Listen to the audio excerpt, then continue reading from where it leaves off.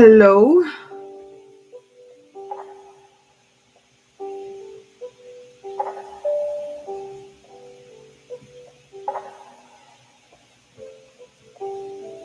Hello, hello.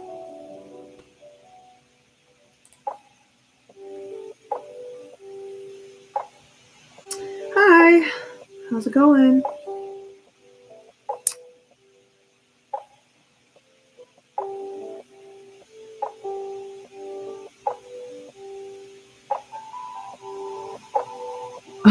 Ben, you're awake? How is everybody?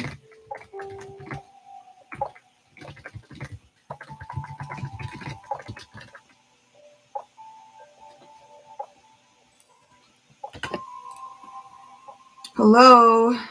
What's good?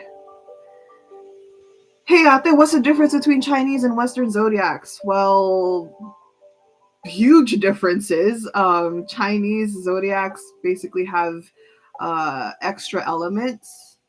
They do deal with a lot of like earth and metal or like wood, I think, and then they also deal with the animals kind of thing. So their archetypes through their zodiacs is through animals, where us, obviously, we through the Western, they do the whole, the one that I normally use, which is Aries, Leo, all of that stuff. So yeah, it's not that much of a, it's not that subtle. It's a huge difference between Chinese and Western astrology. But yeah.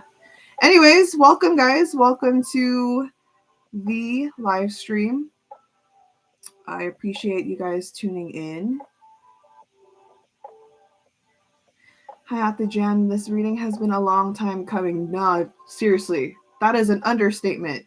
That is an understatement. I've been wanting to read Blackpink for months now, and I just never got around to it. And also, just the energy. It's just. Have you watched Snowdrop? No, actually, I have not watched it. I am far behind on that bandwagon. I have not watched Snowdrop yet. I am literally just yeah. One reason of that is because I don't have time. You guys already know that. Secondly, it is a hassle to convert my how do I say this? It is a hassle to convert my Disney Plus with VPN these days, so I just don't bother. Jan, do you want to binge watch Snowdrop with me?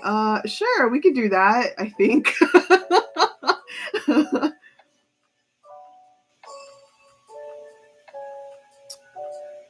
It's gonna be a long reading again, and I'm here for it. Dude, this is exactly what I am worried about for myself because it is currently midnight. I live in LA, I reside in LA, and it's past midnight. And I know this is a long reading. I know this is going to be a long reading because it's a group reading. It's going to probably be like, I hope it's not like a 4-hour, 5-hour reading, but we'll see. It depends on Blackpink's energy. It depends on what the cards tell me. We'll see. Good luck to me.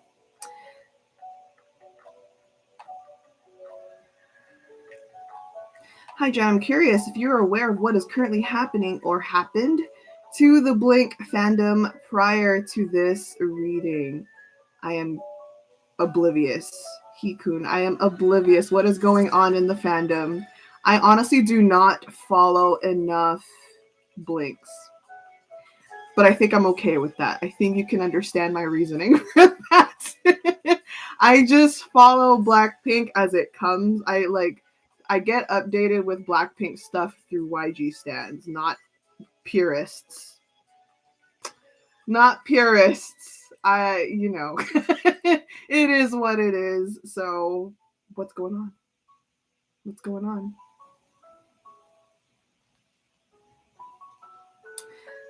I've heard that Blinks are planning to boycott Blackpink merch because of comeback delays, and I don't know what to feel about that. Is that what's going on? Is that what's going on? I see. I see. Well, I'm going to reserve my thoughts there. That's not any of my business. I don't care for the drama. I don't care for the drama. I don't care for any of that. Like, they can do whatever the hell they want. I am here to just do this reading and probably, hopefully, find some positive insight for the girls, because I know it's been a long time coming. So, blinks are throwing hate to Treasure right now. Yeah, but like, is that a surprise? Not really. It's not just Treasure that they're throwing hate on. Let's just be real here. This is just, we just kind of have to accept what it is. You can't change that. They're going to be doing that regardless. So, yeah. Unfortunately, it be like that sometimes. Anyway, let's not start off with pettiness or drama. What's important right now, the main event today, I am obviously going to read Blackpink. I've been meaning to read them for months now, so I apologize that it has taken this long. So, yeah. Anyway, Ate Jan spilling tea agad-agad. Di naman. Di naman. Maganda naman yung tea para sa katawan nyo. Diba? Para i-detox. Oh, kita mo? But yeah. For real, just chilling here. Let's surround it with positive energy.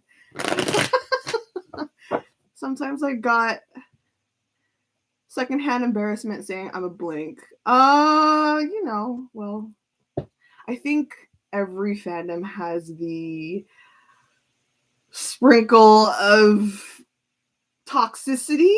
I'm really being careful. Listen, it is the first day of Mercury retrograde.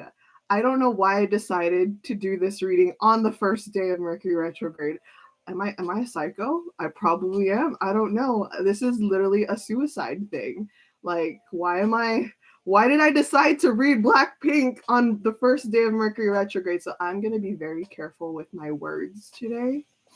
Very careful with my words today. Ang cute mo, ate, mag-Tagalog talaga. Salamat po.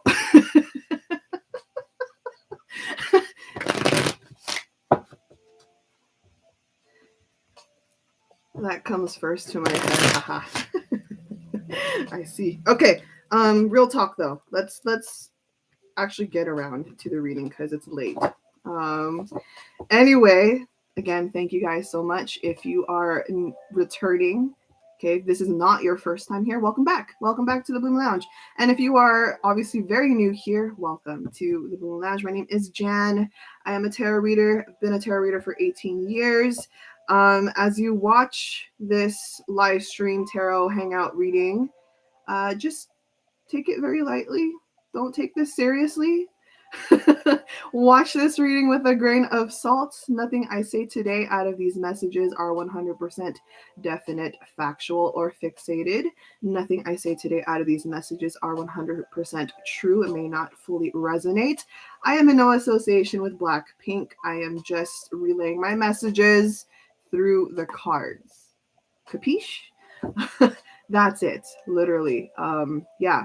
So again, just take these messages for what it is. Enjoy the reading for what it is. This is a group reading, by the way. So this is going to be a long reading. I hope to God it's not going to be a 5-hour reading. But if you have, if you got your snacks, you got your water, stay hydrated. The energy is whack out there. But, just prepare yourself for this very long reading. Hang out with me as I dive into their energy. Okay? Okay. Everyone good? Is everyone ready? Oh, by the way, I have opened up February slots. If you want a personal reading with me, one-on-one session, feel free to book me. It is all the way open until the end of February, maybe even early March. I think I opened up till March. So if you are interested, go for it. Okay. Yeah, I apologize for people that are tuning in that are on my side of the world too. Like, I apologize. Midnight was the only time I could have done this. So, okay.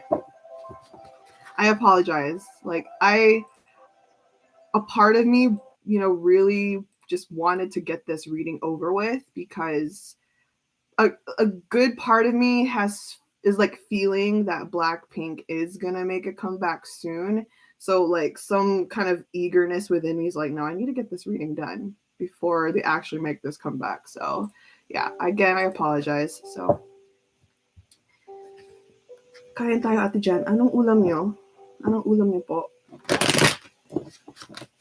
Okay. Everyone ready? Because, you know, you're nervous. Don't be nervous. It's just a reading. It's just me. Okay. So, on that note, for those that are not familiar, I am doing this reading with Ava. I am doing this reading with Ava. She is my spirit guide. She is actually floating, like right here. Sorry. She's literally right here, as if like I'm caressing her. She's right here. But yeah, she's actually poking in, trying to read the chat. So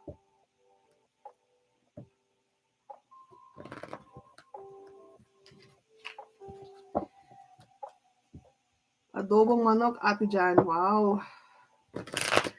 Sarap. Okay. All right, we're going to check. What is the overall theme of this reading to expect? I did meditate on the girls. Their energy is pretty good, which is nice, because if it wasn't, then I obviously wouldn't be here live right now. But let's double check. What is the overall theme of this reading that we can expect? Okay, what is the overall reading or the energy of this reading that we can expect?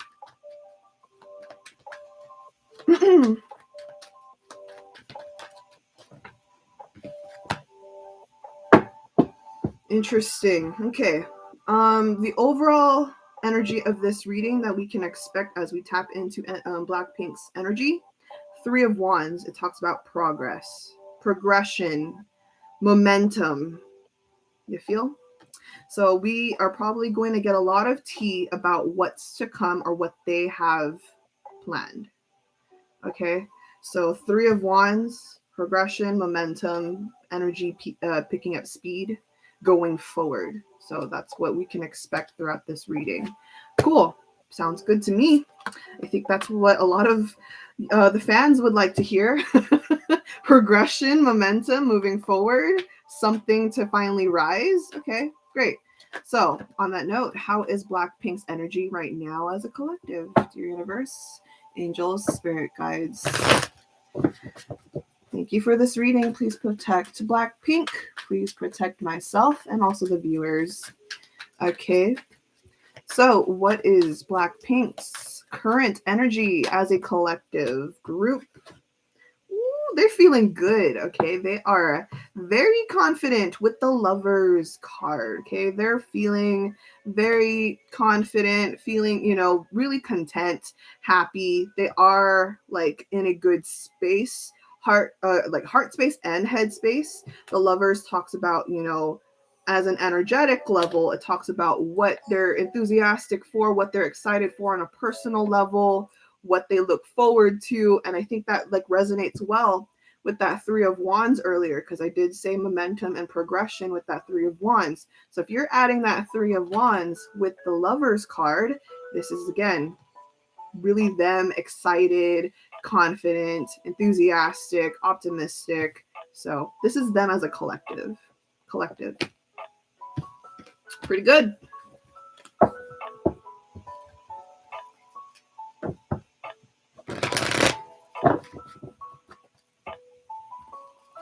Okay. We're going to tap into their energy individually just to make sure, to double check. So how is Jisoo doing? Jisoo is busy. 7 of Pentacles. Okay, she is pretty much minding her own business. I hear a lot of practice. I hear a lot of, kind of like networking and discussion. A lot of kind of like in conferences, basically networking and reaching out to other people, working with staff, and then also mastering her skills. So Jisoo is doing really well, just busy, focused, working on that progression as well, because 7 is about progression. Okay, so that's good. How's Jenny doing at this time? Okay, so we have a synchronicity here. Earlier we had the Three of Wands, right? Earlier we had the Three of Wands, but in Jenny's energy individually, we have the Three of Pentacles. So kind of similar to Jisoo, but Three of Pentacles in particular talks about teamwork. It talks about actually doing stuff, meaning in the sense of like pitching the idea. So there's like somewhat of a leadership skill here, because Jisoo here on the other hand is like working in coinciding with other people, whereas Jenny here with the Three of Pentacles, just imagine here the symbol. This is Jenny. She's on the top of this triangle, but everyone is working with her, working around her. So somewhat kind of like a leadership here. So she's also busy. And then we have the Ace of Wands that fell out for her too. Ace of Wands says she's very creative these days. I think she's pitching an idea. So pretty good. Busy, but good energy. What is going on in the chat?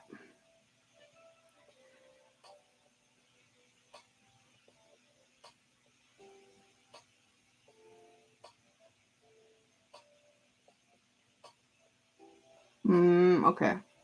All right. Looks like you guys are talking about spirit guides. Okay. I'm just like, what is going on in the chat? Okay. Anyway, let's move on. Let's move on to Rose. Hey, I'm wondering if this will be saved so I can come back to watch because I'm about to run out of data. Yes, you will have 2 weeks. You will have 2 weeks to watch this reading. So don't worry about it. But thanks for dropping by. Okay, so let's move on to Rose. How is Rose doing at this time? How is Rose doing at this time? Is Rose on a break right now? Rose is on a break. She is vibing right now. We have the Six of Wands. Okay. The Six of Wands says Rose is chilling at this moment as we speak. She is just enjoying her peace, enjoying her time, doing fun stuff. Whatever the case is, she's just really ecstatic, but she's much more chill right now in comparison to Jisoo and Jenny. Rose is just having the time of her life right now. Yeah. So pretty good. Pretty good. She's probably eating right now. Probably. Okay. So how about Lisa? How is our girl Lisa doing? How is our girl Lisa doing at this time? How is our girl Lisa? La Lisa doing? Oh. Okay, did not expect that card.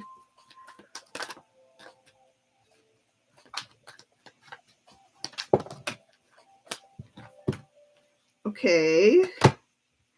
Okay. Lisa. I see. Well, maybe she's hit today. Lisa's probably hit by the Mercury retrograde.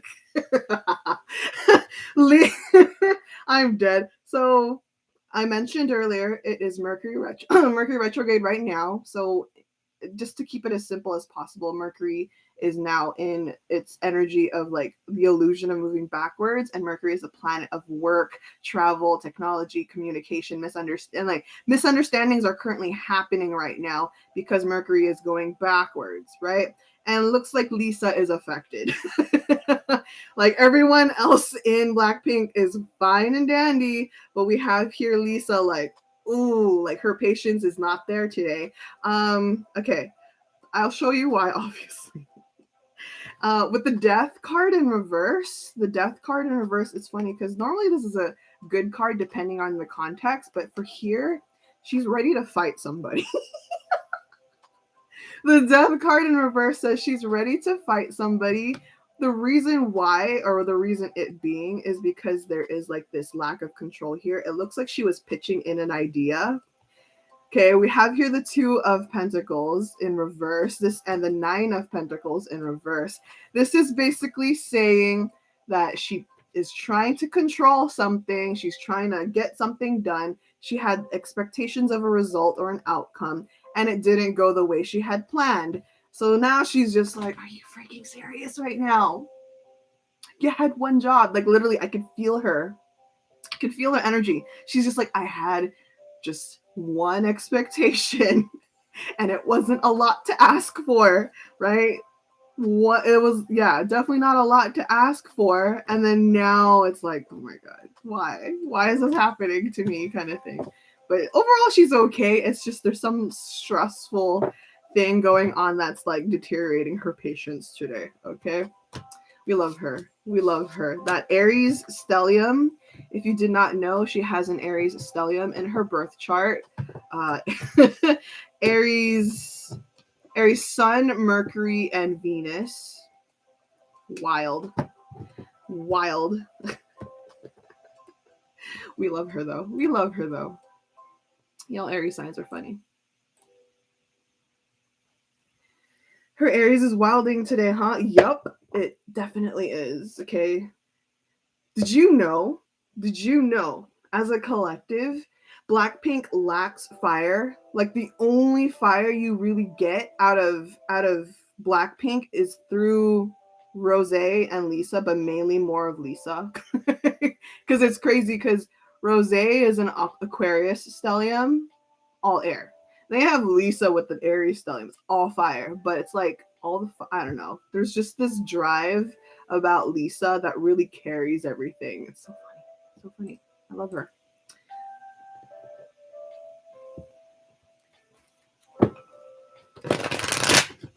Okay, let us proceed. Let us proceed. How do they all collectively feel? By the way, your cards are so pretty. Thank you. If you are interested in this deck, this is the Mystic Mondays. Okay? The Mystic Mondays Tarot deck, if you are interested in it. It's a pretty cool deck. Okay, so how do they all collectively feel when they first met and united as a group? How do they all collectively feel when they first met and united as a group?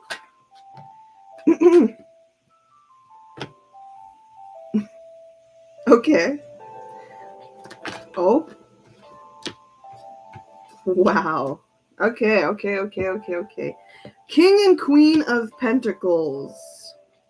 Let's talk about this, okay? King and Queen of Pentacles. Here's what I'm gonna mention, right? King and Queen of Pentacles is talking about how when they first kind of like came together and like became official, like, oh, you're gonna be training together, etc., etc. The King and Queen of Pentacles basically said that they all have this common ground about what they want to do, what they want to achieve, and they had like similar dreams. And that's interesting because they're all pretty much very realistic about how it's going to work, like how that lifestyle was going to pan out for them, because they were very young. They were, really young at the time, and they were already kind of like preparing themselves for the moment, like what kind of hardships they're going to deal with. So that King and Queen of Pentacles overall mentions the balance of feminine energy and masculine energy within the group. Okay, they knew that they had to have like an equilibrium between logic versus creativity. You know what I mean? They had to be smart about it, but they also had to be very, expressive about it as well. That's like that division here.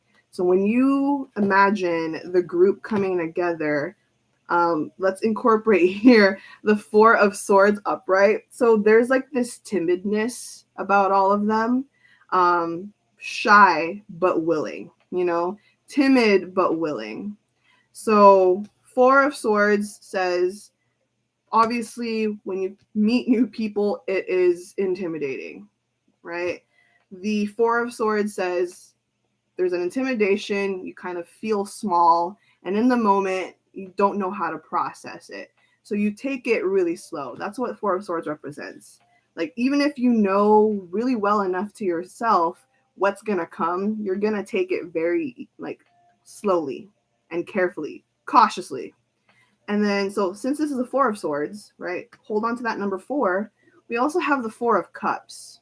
So this is amplifying the reason why they both wanted to, like I said, they're willing, but something about them in the moment like scared them, right? They were actually all very scared, all very intimidated. That's like the internal factor. But I think they powered through it. They powered through it to really, make it work. And now they're like the closest as ever, because when you think of the number four, right? These two fours are saying that it was bound to happen, that they were going to be four. Four is a magic number for foundation, for stability, for kind of like an equal amount or like an equal balance, because when you have the number four, every kind of main element is represented in those pillars, right? So this was fated. They were meant to be four, right? In spite of like what has happened, I know there were other trainees that were supposed to be with them. Everything happened for a reason, like energetically, spiritually, however you want to believe in it. But this was meant to happen the way it did. So, all right. That fits well in their group name. I agree. Okay. Next question. What is each member's contribution? Okay. What is each member's contribution and their role to the group energetically? Right? What is each member's contribution and role to the group energetically? Oh, T4 always and forever. Amen. Okay. Let us do that.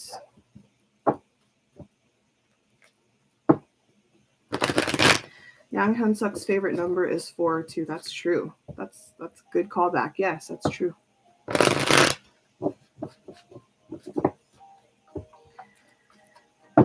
Watch we get all 4 court cards?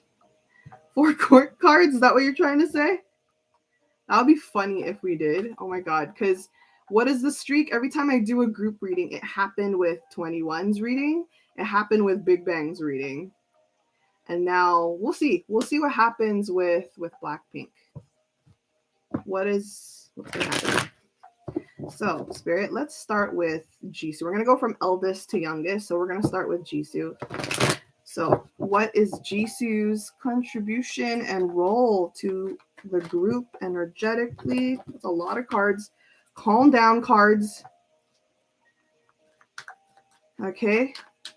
What is Jisoo's contribution and role to the group energetically?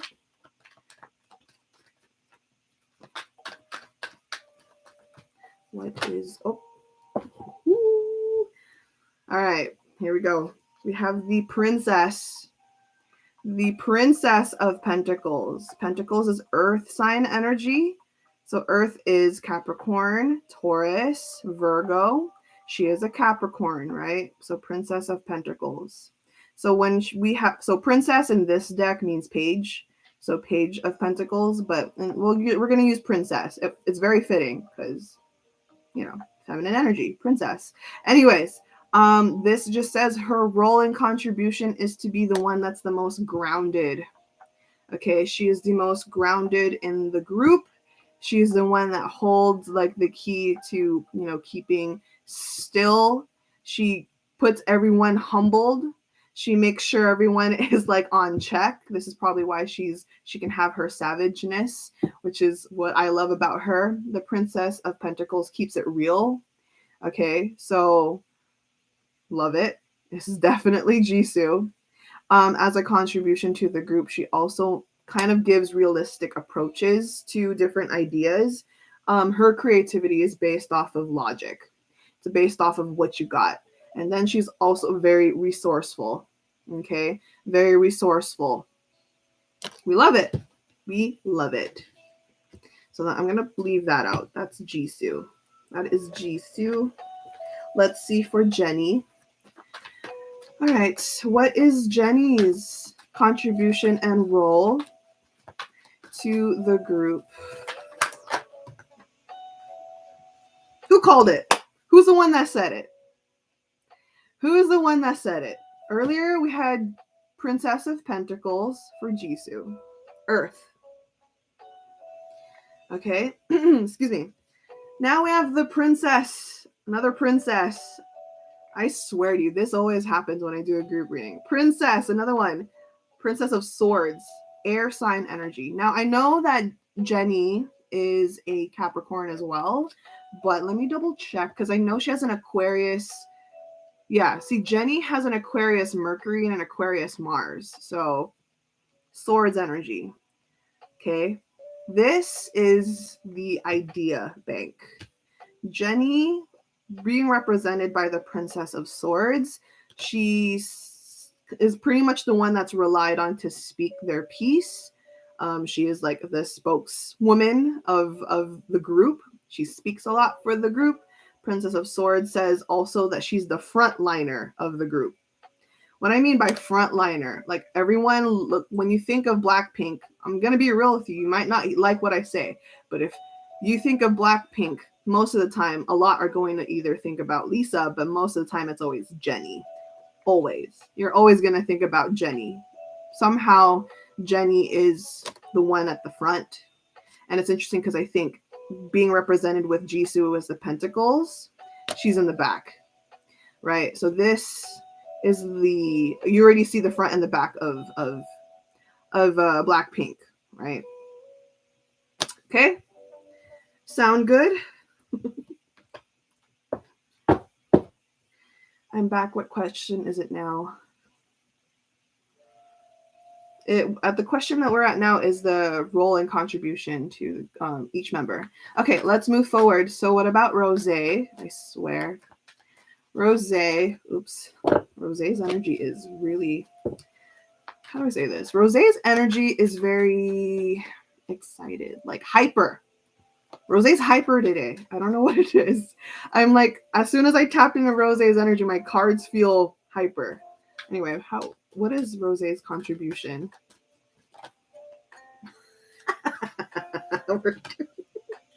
I need to get used to this. Why is it that every time I do a group reading, most of the time, we get these synchronicities? Recap. Jisoo, Princess of Pentacles. Jenny, Princess of Swords. Rosé, the Princess of Cups. The Princess of Cups. Water sign energy. Water sign energy, my dear girl. Okay, this is my bias, by the way. Why we have the cups for her. She is representing the emotional aspect. She is representing the sensitivity of Blackpink. She represents what we are drawn to emotionally. We simp over Blackpink because Rosé has that. She pitches in that a lot. There's an attachment. There's this softness, right? Princess of Cups. Okay? She brings in a lot of like lightheartedness, a lot of sincerity. Okay? Cute. We love it. I swear to God. Then Lisa, I swear to you, I need you to complete. Yep. Oh my God, here we go. Lisa, the Princess of Wands. Look, even the outfit is Lisa. With the buns. Look, Lisa with the space buns. Look, it's Lisa. I mean, oh my God, how crazy. So we have the whole roster of the princesses. This is it. Okay, we have all the princesses of the deck. But let's talk about Lisa real quick. Okay. Wands is fire energy. Obviously, she is the Aries. She's the Aries stellium. She has this fire to it, to the group. She adds this fire, this enthusiasm, this hype, this drive, this passion, this push. So she is the fun, the ever overexerting fun of the group. Okay. So, how funny. Like, I'm not even like, what? Actually, if you look at it, I'm tripping out. I didn't even realize. See, like, even like for Jisoo, like it kind of looks like her, and like Yeah, I'm just really impressed right now with how it kind of looks like them. What the heck? Like, that's freaking dope. I'm amused right now. Anyway. So, that's cool.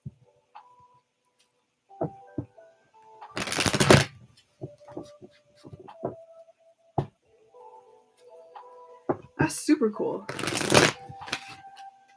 Anyway, excuse me. Let's finally move on. Let's finally move on to the next question. What has each member learned from being a part of Blackpink? What has each member learned from being a part of Blackpink?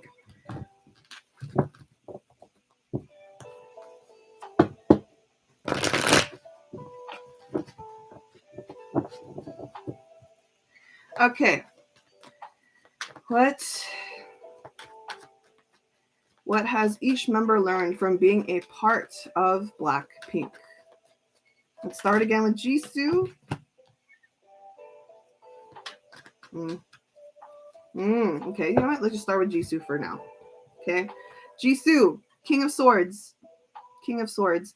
The overall thing that she's learned big time in this journey of being part of Blackpink, King of Swords says learning to have like that tough skin. You know what I mean by that? When I'm saying having tough skin, it just means creating this armor around you. I think back then there used to be like this sensitivity. I think there still is sometimes, but like again, the growth from her, what she has learned obviously from this journey is learning to have proper boundaries, learning to be really realistic about the industry, learning to not let things get to her type of way. King of Swords is building an armor, building that, guard, right? That King of Swords says she learned a lot logically. And I think for that, she incorporates these lessons going on like towards the future and into the like in the present day. The King of Swords says she's toughened up a bit, right? She's toughened, not a bit actually, because if you have King, that means she's toughened up a lot. All right, so this is a huge deal for her on a personal matter. So yeah, we love that. Is there anything else that she learned? Yeah. So the Emperor. The Emperor talks about gaining confidence. Okay, so learning confidence. King of Swords, toughening up your skin. But the Emperor says learning more confidence, learning how to take more initiative, learning how to pitch more ideas, learning how to speak for yourself. So this is a good thing. Honestly, like I think anyone can relate to having confidence issues. So in that regard, it just says that she's learned a lot about, defeating or at least putting aside your differences or your fears, anxieties, your regrets, worries, whatever. But the Emperor says having more courage in spite of that fear. Okay. Next, for Jennie, what has she learned from being a part of Blackpink?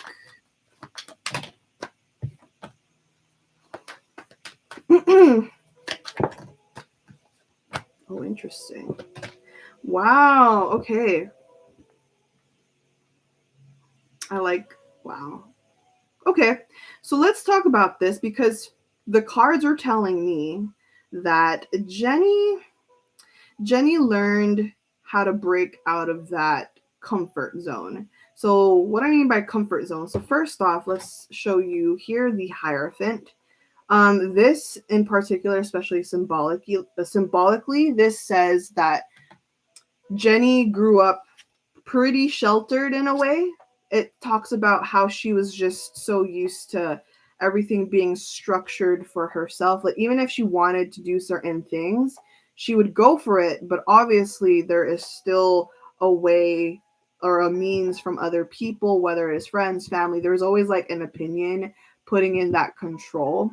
So she's been very, structured by outside forces and very coddled and very, sheltered. You know what I mean? And so in this journey of being a trainee, it taught her a lot more about independence, genuine independence, like doing what she really wants, doing what she thinks is, meant for her, what she's drawn to do. Okay. The Hierophant says that regardless, now she like knows what she wants, or she knows what she requires in life. The Hierophant says she broke out of that comfort zone. And then we also have the Knight of Wands. So she is, again, more independent. She does things on her own regard. She does things in her own control.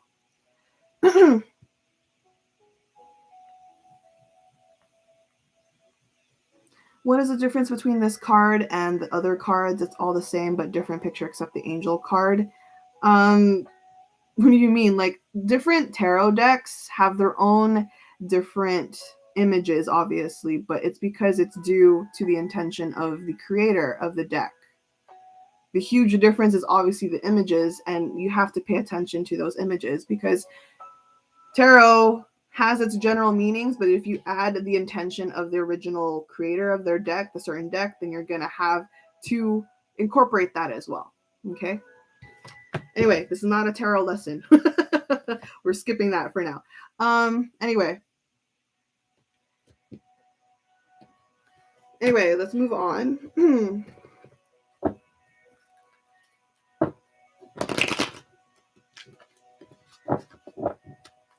Rosé, what is the biggest thing that Rosé has learned? What is the biggest thing that Rosé has learned from being a part of BLACKPINK?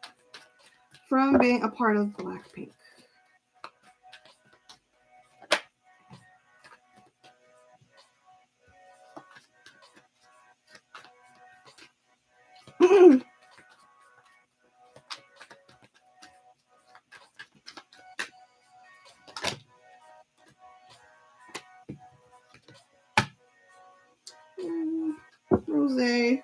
Okay, Rosé my bias, so I'm like extra soft for her. Okay, so biggest thing that she learned in this journey. Judgment card. Judgment card and the Queen of Wands. I think overall it's kind of similar to Jisoo, but this one is much more emotional in a sense. I think for a long time, Rosé's energy has been very adapted to the fact that, judgments matter. But now, coming into this journey, she has learned to adapt that, yes, judgment can be good. It could be a motivator or whatever. It could be a sense of a source of strength if you know how to balance it. But at the end of the day, the most important judgment is your own, right?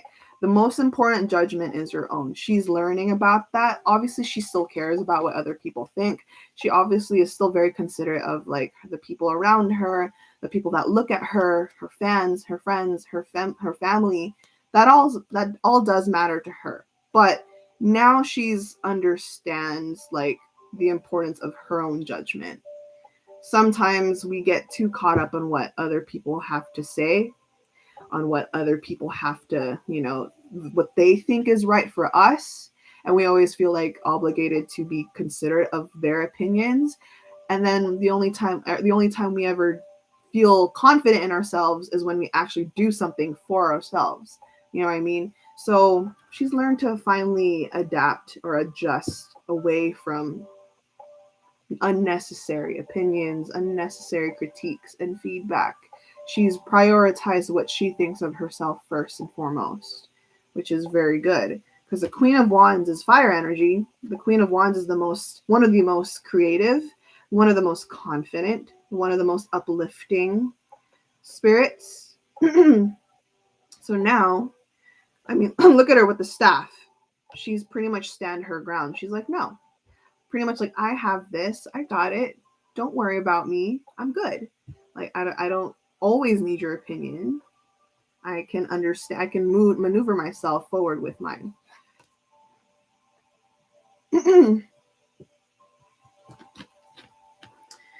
Yep. All right, let's go with Lisa. Lisa. What is the biggest thing that Lisa has learned personally from being a part of BLACKPINK?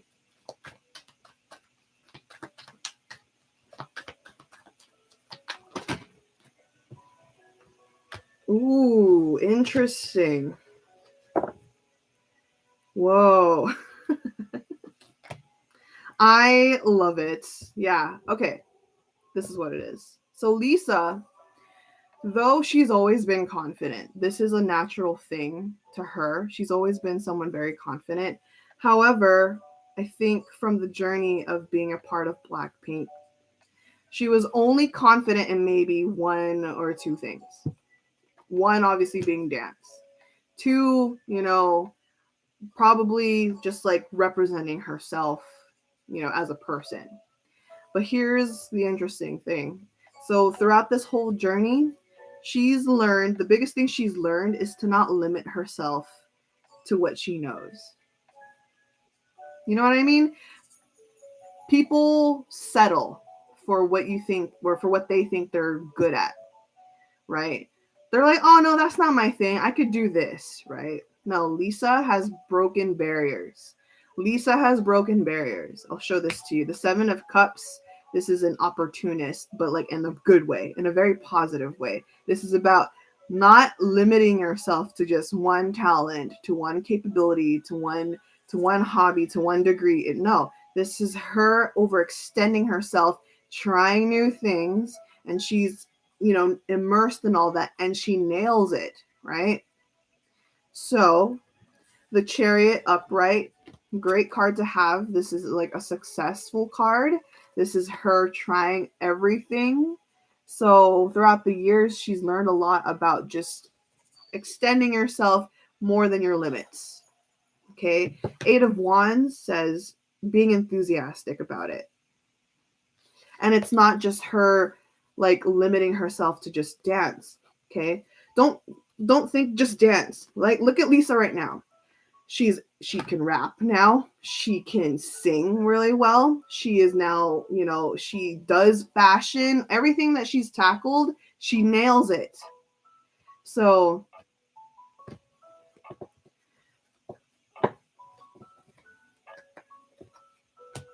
we love it. That is the biggest takeaway. Biggest takeaway. Okay.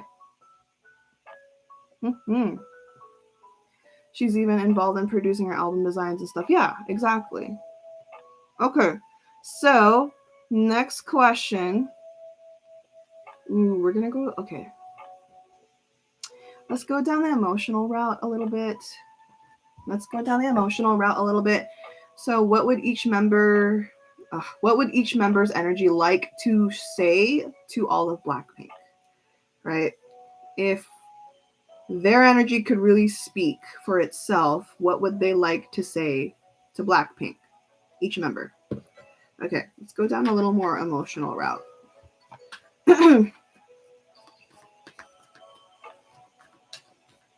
Let's start with Jisoo again. What is Jisoo's energy trying to say? What is Jisoo's energy trying to say to all of Blackpink, or what would it like to say?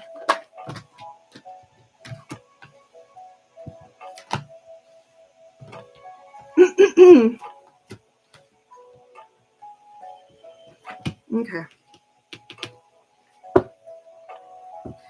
Ooh.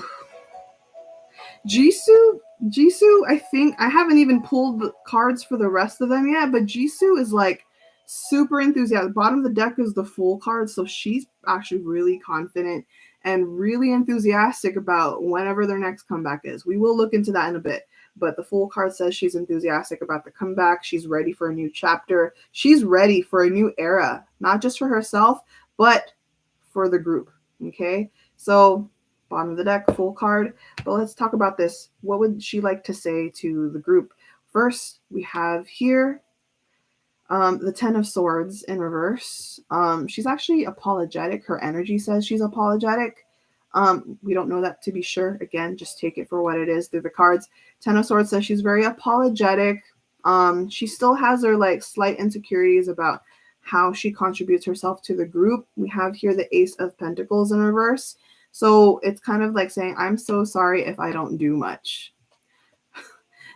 Jisoo says, I feel bad that maybe I don't do as much as the rest. I feel like I don't, really contribute as much to the group, but I am still trying. If there's anything that I need, I try to like make sure that everyone's still okay first before I pitch that in. But I am trying my best. I'm trying my best to keep our name afloat. But there is this sense where, again, she feels apologetic or she feels like she's not doing enough still.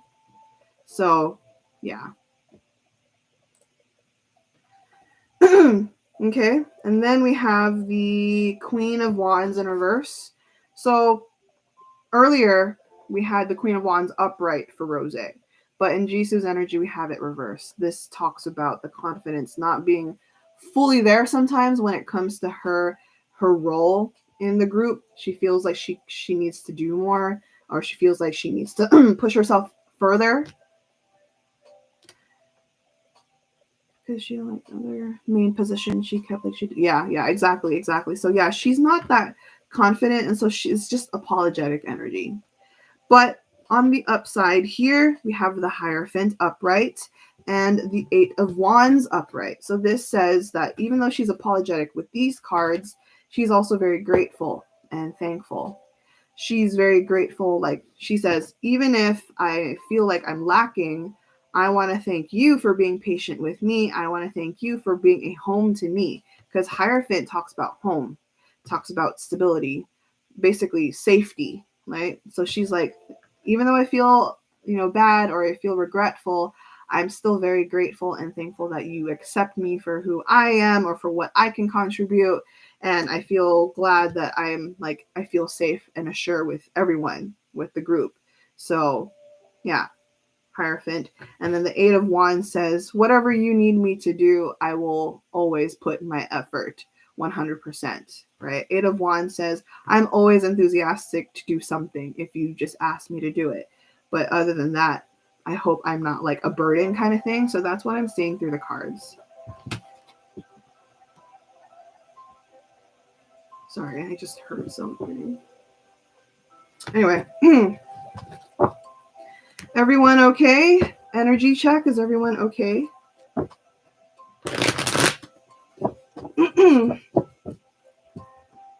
Why am I?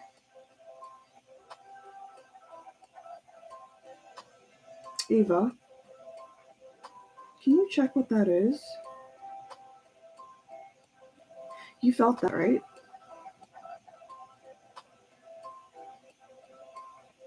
No. Sorry. No. Feels like it's outside. 1 second, guys. Sorry, I'm just feeling. Can you check it? Let me know. Thank you. Sorry about that. Moving on. Okay, well, I'm gonna wait for Ava, but moving on. Let's go to Jenny. If Jenny's energy could speak for itself, if Jenny's energy could speak for itself, what would she like to say? What would she like to say to Blackpink?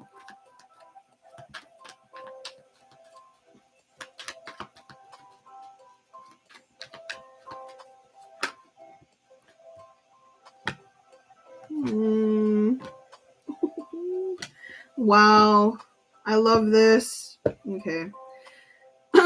Jenny, so much love here. Jenny has so much love for Blackpink. Jenny is such a sweetheart. We love her. Okay. Jenny, we have the Nine of Cups, the Three of Cups. Look at that. All this heart energy, so much love. The Chariot.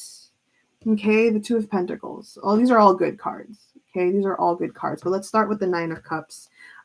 Jenny says, or her energy says at least, how thankful she is to be where she is today, especially with Blackpink. Okay, the difference of being grateful for where you're at versus being grateful for where you're at with the people that are, on the same page as you. So when you're incorporating the Nine of Cups plus the Three of Cups, this says, I am so thankful that I don't have to experience this life alone. I'm so thankful that we are growing together, that we are learning together, that we experience all this together. And I feel really entirely grateful and blessed and fortunate that this has been a journey for all of us that we can share and look back on. This is a lot of love. This is a lot of love, a lot of sensitivity, but a lot of gratitude as well. This is her feeling fortunate, not just for where she is on an individual level, but just being grateful for the support system she has, not just with her friends and her family, but mainly because of Blackpink. Okay. We have here the chariot. So she's like, I'm so grateful that we're all thriving, we're all successful, we've all been through the hard work, and I'm so glad at how far we've come. That chariot is a resilient card. It's about victory after a hard journey.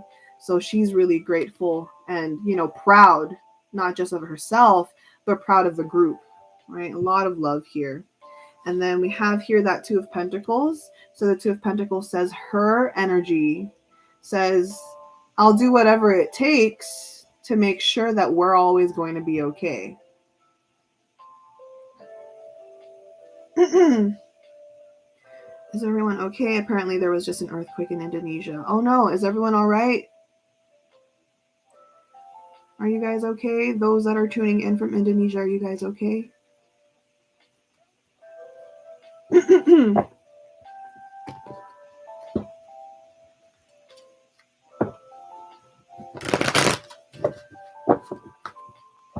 She loves the members so much. She does. It's so sweet. We love Jenny. Okay. I'm glad. Anyone else tuning in from Indonesia? Are you guys okay? Oh no.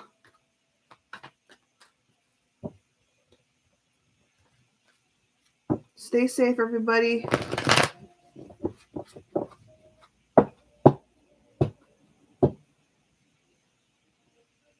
Was that what I heard then? Ava, can you come back?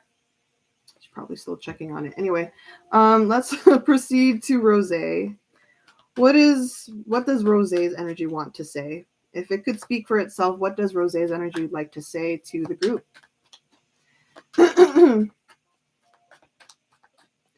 If Rose's energy could speak for itself, what would she like to say to the group? Oh my god, baby girl. This is what happens when you have so much air signs. She is an Aquarius stellium. Okay. She has an Aquarius stellium. Aquarius is an air sign. It's a lot about like thinking. So maybe she is an overthinker. So she's like, in comparison to Jenny's energy, hers is a lot more worried, but she does that out of good intent. But if her energy could speak for itself, she would like to say here the Six of Wands. She's also very proud, like Jenny is. She's like, I'm so glad that we've come a long way too. I'm glad that we all get to shine, and I'm glad and grateful that we're all together. But her energy is being very honest right now. We have the Queen of Pentacles in reverse. She's being very realistic. Okay, Aquarius, by far, one of the most realistic signs. They keep it real. Like, even if they don't want to admit it to themselves, they know in their head, they know in their mind. Like, they know in their mind the realistic. They think about consequences. They think about outcomes. They think about plans, etc., etc. So it's not that, like, not to say that they're a pessimist, but it's just saying that they keep things much more on the realistic side, the logical side. So here's the thing, right? She is proud and she is happy to be a part of Blackpink, and she's proud of them and she loves them so much. But to be very honest, her energy is concerned for the future. Rose so far is probably the one that's concerned the most about the future. I will tell you that much. We have the Ten of Swords in reverse. She says, we have come a long way and we've been through a lot of hardship. We've been through a lot of trials and tribulations. It's always been a, trial and error kind of energy. But the 10 of Swords in reverse says, I know we've survived a lot, we've overcome a lot, but I can't help but worry what else is going to happen. I can't help but worry what else is in store for us. So the 10 of Swords says, even though she acknowledges how far they've already pursued and come forth, this is her being concerned still about the future. We also have here the 9 of Swords upright. So 9 of Swords is not a really good card to have, especially if you're thinking energetically, because 9 of Swords, you can see it. Like, just imagine this is Rosé. You have all these swords, and the swords represent a lot of anxieties, a lot of fears, a lot of worries, and some unnecessary stress. So she just kind of gets concerned about what's to come ahead. So I think anyone can relate to that. Okay, anyone can relate to that. Another thing I do want to show is the Queen of Pentacles. The Queen of Pentacles upright. She says, I know that I get concerned for all of us. It's just because I care, but I just want everyone to be okay, and I want everyone to be happy. And the Queen of Pentacles says, I'm just going to do my best to be as optimistic as possible because we have overcome a lot, right? But again, you cannot shake off the fact that she does get concerned, okay? That 10 of Swords reversed plus the 9 of Swords upright. Poor baby girl.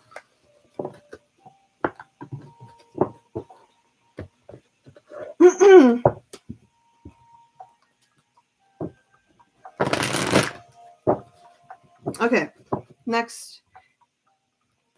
One and only Lisa. Is everyone all right? 6.7 in Jakarta? Oh, I don't know. Okay, I just hope everyone's all right. Okay, so for Lisa, if her energy could speak for itself, what would Lisa like to say to Blackpink? Lisa, obviously, her being the Aries stellium that she is the most confident. She is the most confident right now. Excuse me. Oh my gosh. Lisa is I love me a fire, any fire stellium sometimes, because like nothing gets past the fire stellium. And obviously an Aries stellium like Lisa is no exception. So here is what she likes to say to Blackpink, right? Lisa, okay, let's start with the 6 of Swords. 6 of Swords says, I am always willing and always ready to move forward with you, like with the group, with Blackpink, right? No matter how successful we are individually, I am happy for everyone, but I am always enthusiastic about us doing, progressing to the future. So earlier in the beginning of this reading, I had that 3 of Wands, right? I said the overall theme of this reading is about progression, momentum. So the 6 of Swords here is really highlighted in Lisa's energy. She's like, listen, I am always willing to move forward with Blackpink. Always. Okay. King of Wands, she says, I have high faith, high drive for our group, for, our sisters. There's this kind of, because the King of Wands says it's like a leader in a way where she acknowledges that even though they can run things, this is about like being a team, because the King of Wands acknowledges teamwork. So she's, again, enthusiastic, she's confident, she has high faith in herself, but also in the group, and she really wants to, move on or move forward into the next era or into the next thing. And I say that, which is funny, this one's hilarious. 5 of Wands. Normally this would be a bad omen, but in this context, I can see that let's say that Lisa's confidence is to the point where she's ready to fight people. Basically, she is a defender, because with this King of Wands, she says, again, I'm ready to move forward, but I'm also willing to fight people that gets in our way.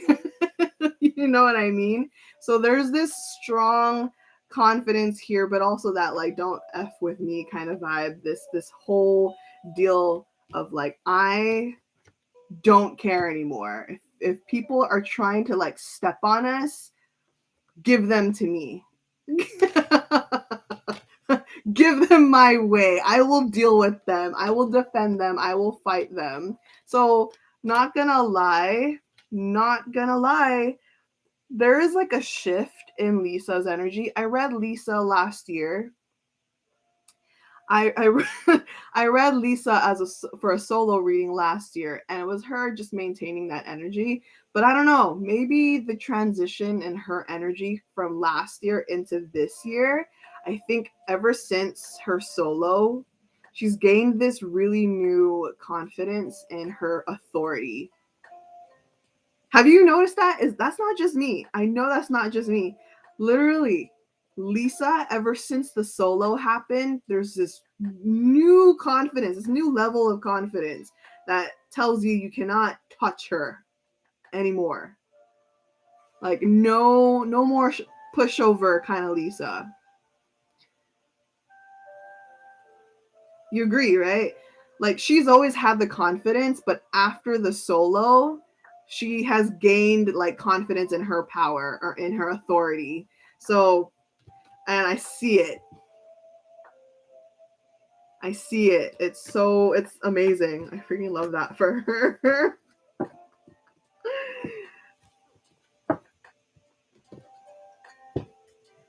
Like she understands that, oh, I have control. Oh, I have authority. Oh, I have power. You know, it's just that's what we love.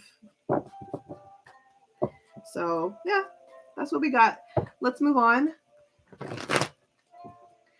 Okay.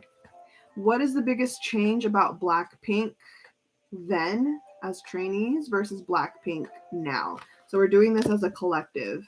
As for BLACKPINK as a group, what is the biggest change from back then and versus now?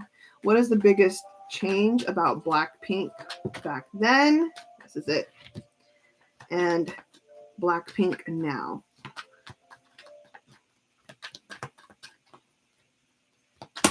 Whoa, you see that? They all just flew like that. Oh, heck yeah.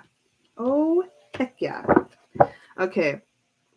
1 card for the past BLACKPINK, 3 cards for the current BLACKPINK. So let's tap into this past BLACKPINK. The difference or the biggest shift, okay? So they came out starting off as, you know, the 8 of Cups talks about fear, okay? Look, if you look at the image in this one, imagine this is BLACKPINK. This is representing BLACKPINK. She's sitting on the edge of this like pit, right? She's sitting on the edge of this pit. She doesn't know exactly where things will lead ahead of her. So this is why there's like a hesitation, there's a fear. So she just sits there. She just waits, right? Back then, BLACKPINK would just sit and wait around and wait to be told what to do. That's what the 8 of Cups does. It waits. You wait to be told the answer. You wait to be told what you want, like what you should do when you know what you need to do. How many of you have been there? I'm pretty sure a lot of you are in this phase right now. A lot of you going into the transition from last year into this new year, a lot of you are like, okay, what am I going to do this year? What am I going to do about my life? And you're just sitting there thinking, just overthinking it, right? That was BLACKPINK back then, waiting for people to tell them what to do. Relate? You relate. You're just waiting for people to give you an answer, right? That was BLACKPINK too back then. As a collective, as a group, they're waiting for upper management to tell them what to do. They're waiting for they're waiting for the directors to tell them what to do. The artists, the stylists, whatever. They were told what to do. They're waiting for what should be, come forth from them as a group, right? That's them. Now, out the door. Bye-bye. Bye-bye. We have here the Ace of Wands. This is taking charge of any kind of drive, any kind of idea, any light bulb you have above your head. You don't wait around for it. You don't wait around anymore for that idea to come into fruition. You make it happen. You don't tell people, or you don't wait for people to tell you you need to do this, you need to do that. If you have the idea, then you're gonna freaking do it already. So that Ace of Wands says the biggest growth and the biggest change in Blackpink as a collective is now they're not afraid. They're no longer afraid. They're hardly that afraid. Okay? I mean, they'll have their moments, but if you're making that comparison to when they were still younger, huge shift, huge difference, huge gap. That Ace of Wands says we take charge of our ideas. We take charge of our energy. We also have here the King of Wands again, and the King of Cups. Okay, this is all energetically speaking for the group. This says that we are in charge of what we feel is right. We are in charge of what we feels good, or what we are confident in. Okay, so that's the biggest difference. That is the biggest difference, or the biggest change about Blackpink from before. Okay, let us proceed. I think we're doing pretty good in this time with all these questions that I got from you guys. So, Pear wants to know, what is the purpose of Blackpink? If we're looking at it from a spiritual aspect, what is Blackpink's purpose as a group? Right? Why, and through destiny, through fate, if you believe in that, through destiny, through fate, through the work of the universe, why has Blackpink come together? What is the purpose of Blackpink coming together? What kind of impact are they supposed to do? What is their purpose? Right? So, love that question, by the way. Pear, thank you. What is the purpose of Blackpink?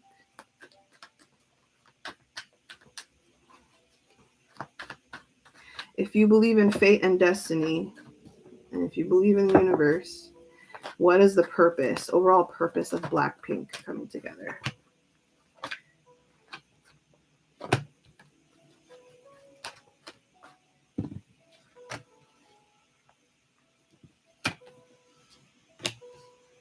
Wow.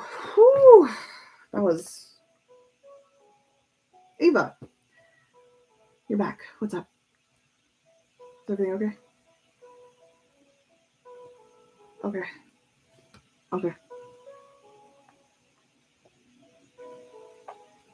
Okay, let me know. All right. Anyway, purpose of Blackpink coming together.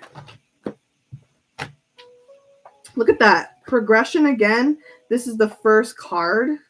This is the first card to, come out in this entire reading, and it's back. So with this card, the Three of Wands wants to say the purpose, or the start of the purpose, is to make a momentum, or it is to make a change, or to make an impact. A slow impact, though. It's not one of those, like, in your face kind of thing. But it's interesting because even if spiritually... Sorry, that was a police car driving by. Anyway, Three of Wands, in spite of like slow progress, they kind of unexpectedly just made a big impact, like quickly. Even when they debuted, they rose really fast, right? But if we're looking at it at a spiritual level, Spirit wants to say they were meant to take this slow and steady. But somehow it got conditioned through outside energies, which what I mean is like fans, media, audiences, viewers, consumers. This kind of sped up the process, right? Unintentionally.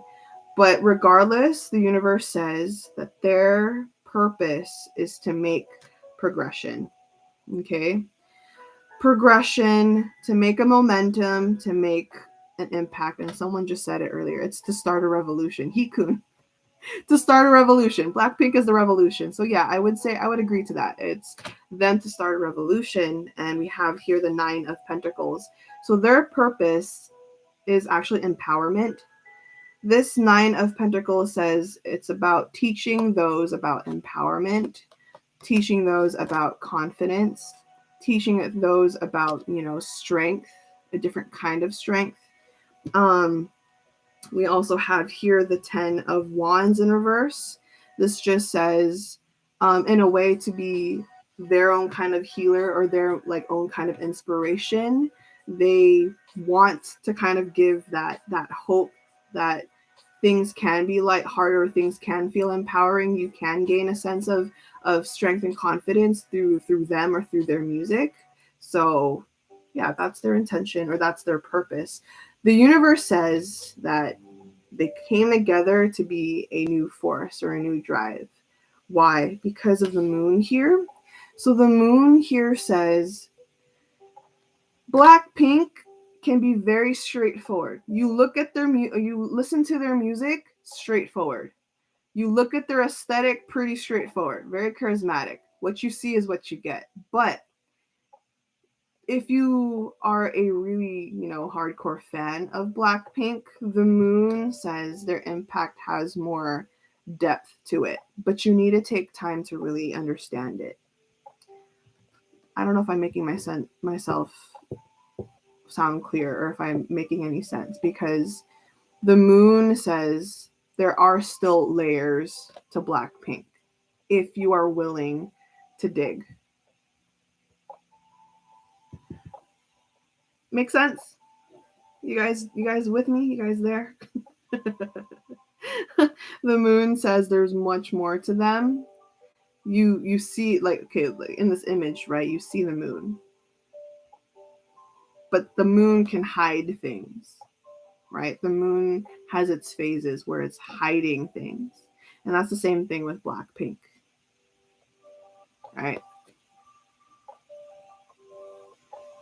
Their purpose is to really create that revolution, but to really have you think if you're serious about it.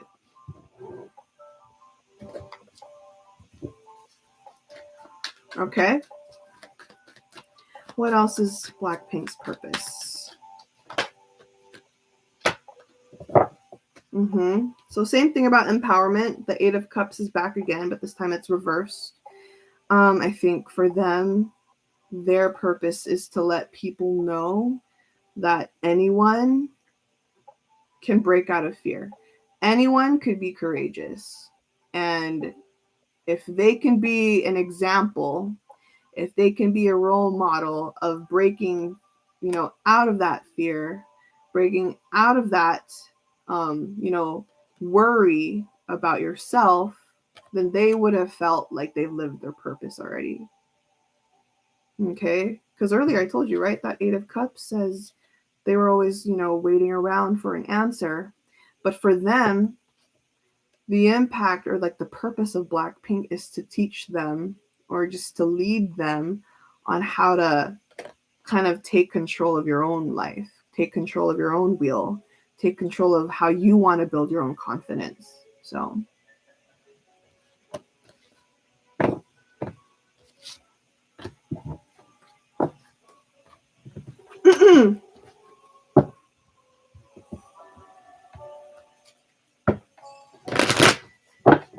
thank you, cards. Next, okay, this next question. Okay, as a collective, just a group in general, I'm not going to divide it per member, but as a collective, how do they all currently feel about their fandom? How do they all currently feel about their fandom right now? That's always a fun question, right? To involve the fandom.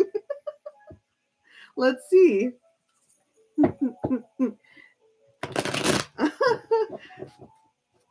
As a collective, how does BLACKPINK really feel about their fandom? Let's see what we got, actually.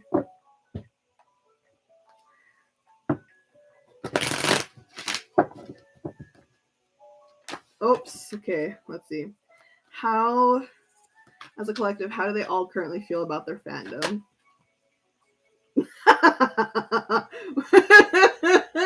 I love it. Okay, this is funny. I cannot. What else you got for me? Oh, shoot. Oh my god. Oh my god. Are you kidding me right now? Okay. Let's talk about the first card. Okay, the Fool in reverse. I tweet this all the time, to be honest, on my account. I said every time, the more you the more you demand, the more you chase, the more you whine or complain, the further you're pushing away other people. And that includes your favorites, that includes your idols, that includes your artists. Okay? Your idols are no exception because they see what you're trying to say. The more you demand, the more you're pushing away. So let me show you the Fool card in reverse. Says, look, not just that. Okay, we have the Knight of Swords. So the Knight of Swords says, we acknowledge the concern. We acknowledge, we do feel bad. Okay, we do feel bad, but you're literally not helping.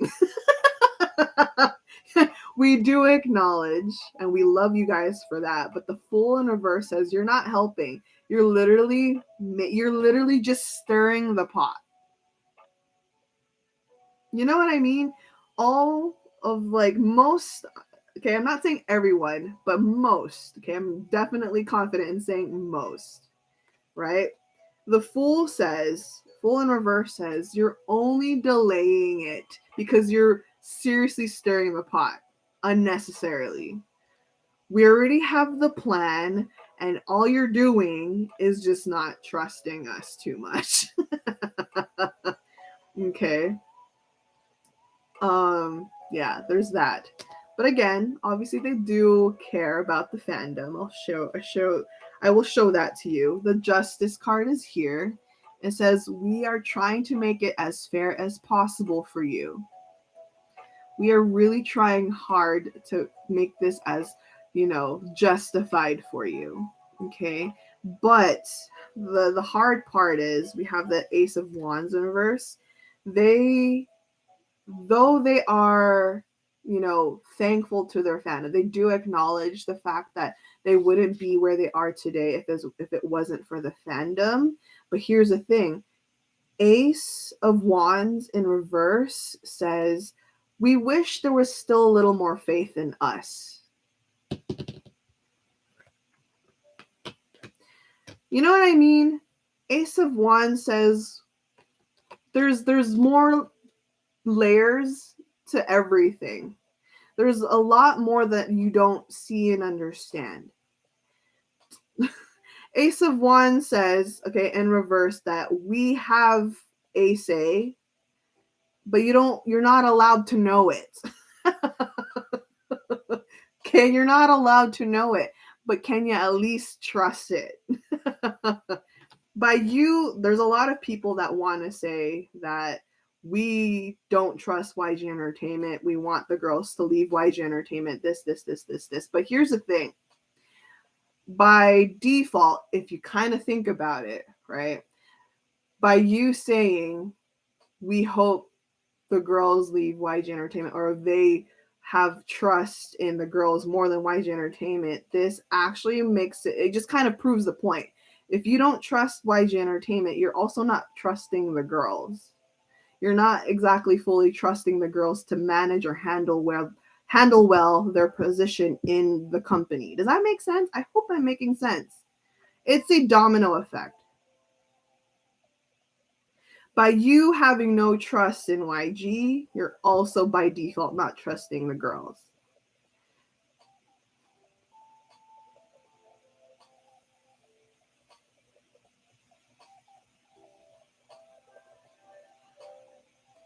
Some just wanted to make a statement to YG that blinks are powerful enough to make them move, but I don't know why some always look at YG instead of the pinks themselves like they don't trust it. Yeah, exactly. Yeah.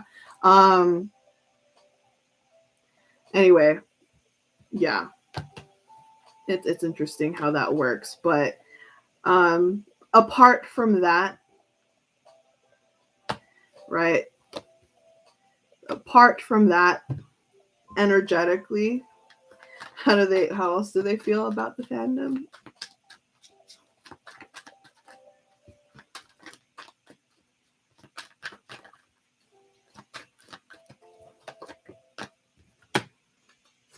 Okay. Again, like I said, they do acknowledge that the fandom is their source of strength. Okay. They do acknowledge that they get their strength from the fandom, or they get their motivation from the fandom. The 6 of Cups does also acknowledge that. There's a union here. Okay. There's a union here. The 6 of Cups says they feel obligated to the fans, and this is the hard part. This is both a positive and a good side, right? This says that for them, what they do is in amidst what they do is in amidst the purposes for the fandom. So regardless of what they believe for themselves, they can't help but feel obligated to the fandom, and that is neither a good thing or a bad thing. But if it just depends on how deep they get themselves into that habit, it could be very toxic, because no matter what, Blackpink shouldn't have to answer to the fans, right? Blackpink shouldn't have to answer all the time to the fans. What should be normalized, for anyone, this is not just for Blackpink, okay? This is for any group. This is for any artist, not even in K-pop. Artists should be doing what they want to do in their own time, in their own method, and the fans should just trust that. And if you appreciate that, then you appreciate it. If you do not appreciate it, then leave.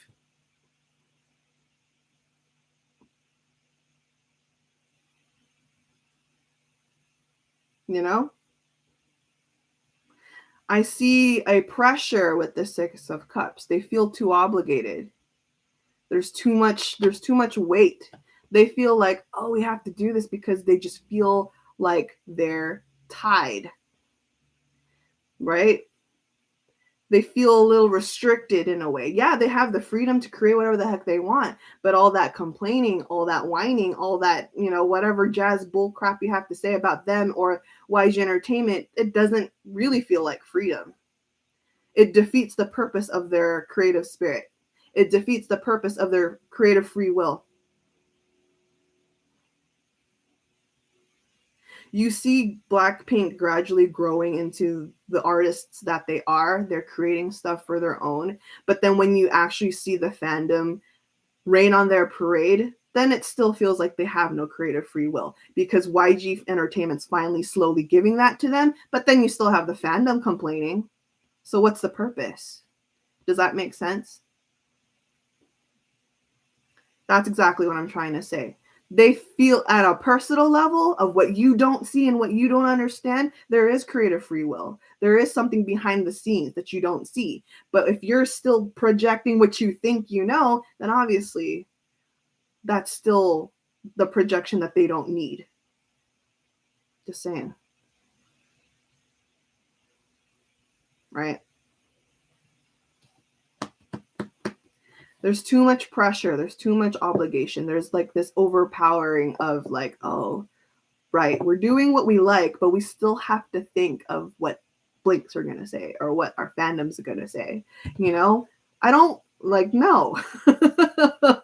No, don't do that. Like, if I could tell Blackpink, like, don't listen to them. Don't listen to them. If you're doing art, do art. You're doing art. You're doing music, do music for you. Like, forget it. Forget it. Don't matter. Don't matter what they think. Don't matter what they think.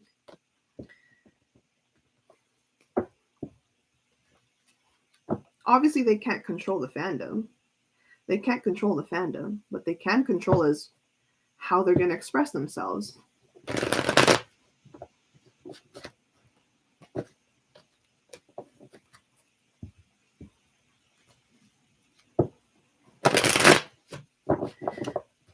The fandom is only a factor. The fandom is only but a mere factor of their success. They are not everything. They're literally, the fandom is not everything of what they've accomplished. Right? It's not fan over idol. No. Never. It's never like that. Never.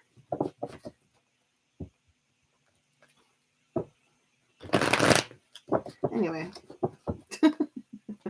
That's what's happening energetically. Moving on to the next question. Oops. No. Don't get too excited, deck. Okay. Next question is, as a collective, how did they feel being the only, this makes me a little emotional. Okay, as a collective, how did they feel about being the only girl group active in YG Entertainment since their debut? My heart. As a collective, how did they feel or what did they experience being the only girl group active in YG Entertainment since their debut? Oof.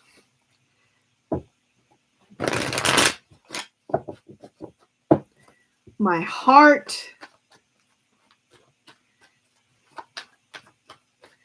As a collective, how did they feel being the only girl group active in YG Entertainment since debut? What kind of experiences was that for them?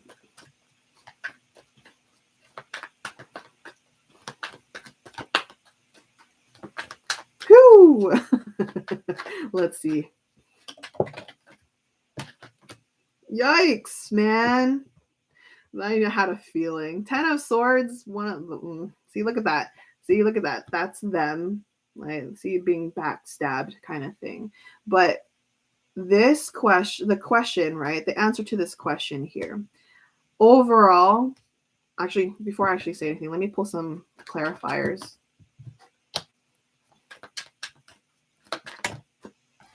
Okay, here we go.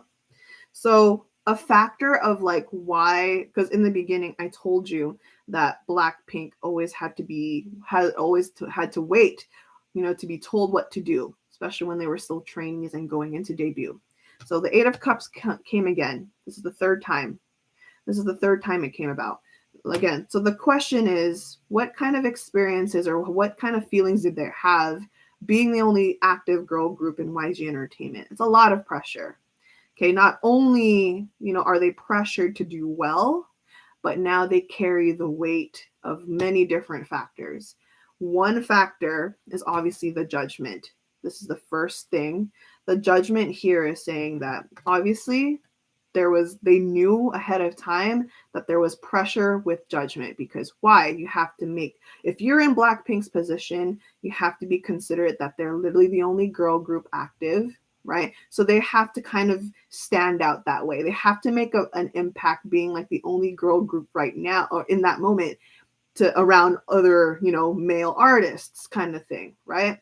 They didn't have that much to rely on in terms of like, female empowerment. So they literally had to start from the ground up. That's one judgment there. The second judgment is obviously outside of YG Entertainment. How can the fans fully accept them, especially when chaos was happening with the with YG Entertainment in terms of girl groups, 21 for that whole example. The judgment says we don't want to be a replacement, right? And they're not, right? They're not. Obviously, you can look at 21, you can look at Blackpink. They all built their own different kind of legacy coming from YG Entertainment, which is good. But again, the question is, what did they feel? What did they experience? So much pressure. They didn't want to be a replacement. They didn't want to be a rebound of examples, but they couldn't help but worry if that's what people are going to think.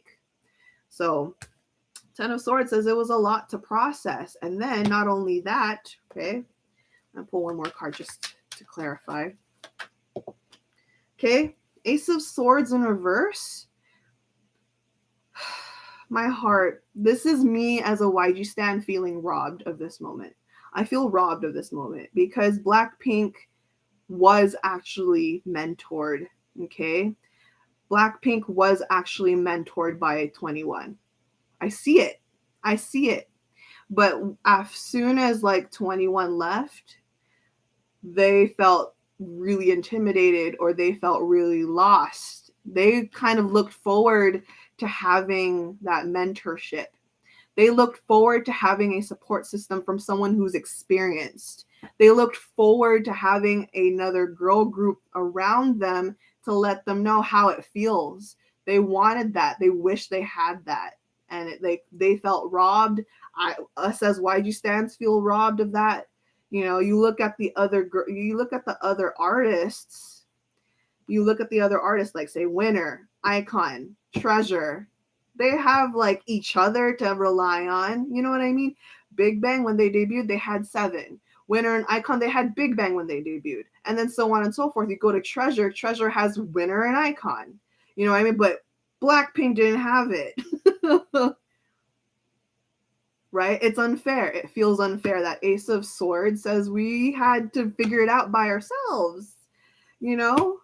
Ace of Swords says we were kind of like on the bad end of the stick. Right? They feel gypped. So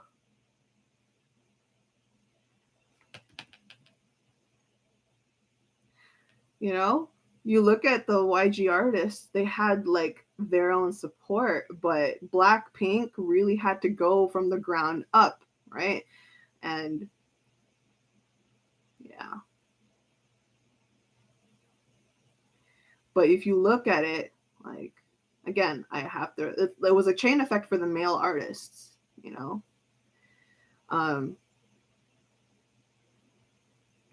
It is what it is. It just felt unfair. Like, damn. Like, it would have, like, for them, they would think about it. They'd be like, man, it would have been cool if, you know, 21 was still here and we still had our mentorship kind of thing. But we understand. But it would have been nice, you know, but we all got gypped, man. We all got gypped.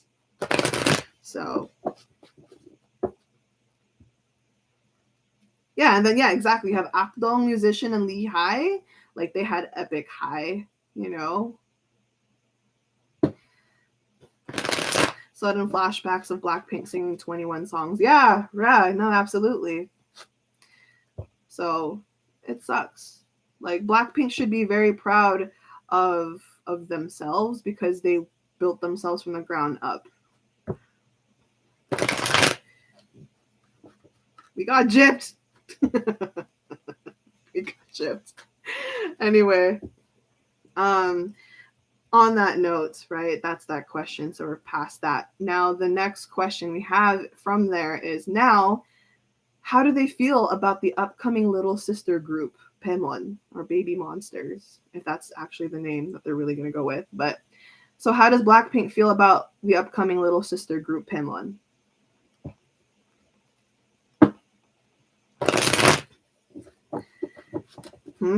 How do they currently feel about the upcoming little sister group, Paimon? On that note, right?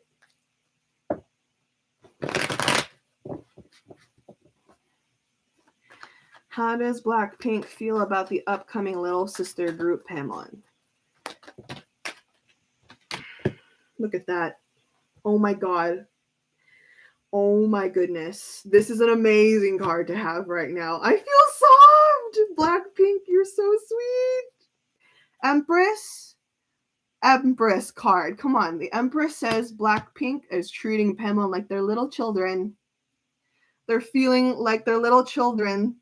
Empress is a motherly card. It's a creative card. It's that mentorship card. Okay? They know about them. They look over them. They see them. They bump into them. They greet each other well. You know what I see also? Motherly card, because Empress is a motherly card. I bet you they, without knowing it, they treat them to meals. I bet you Blackpink has given them meals, has given them food, you know, checked on them during their practice. This is a motherly card. This is really sweet of them. So it's like, whatever. So for Blackpink, right, if they felt gypped not having a sunbae, right, they're 21 sunbaes, they're making up for it for Paimon. They're like, we're going to give them what we didn't get. We're going to give Paimon what we didn't have. We're going to give Paimon what we felt we lacked, right? We understand how it felt to feel lost or confused or intimidated, but now we're going to go in full circle and give it to Paimon. They're paying it forward, Empress is about paying it forward. That's so sweet.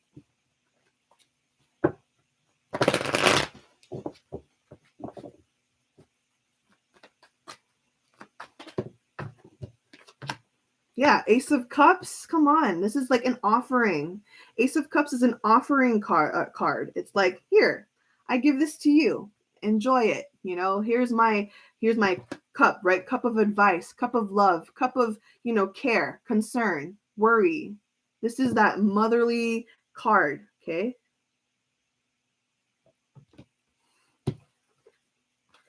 Sweet beans. Oh my gosh, begosh. So, yeah. Anything else? Okay. Princess of Swords is back. This is someone that, like, they kind of share to them, like, their own advice.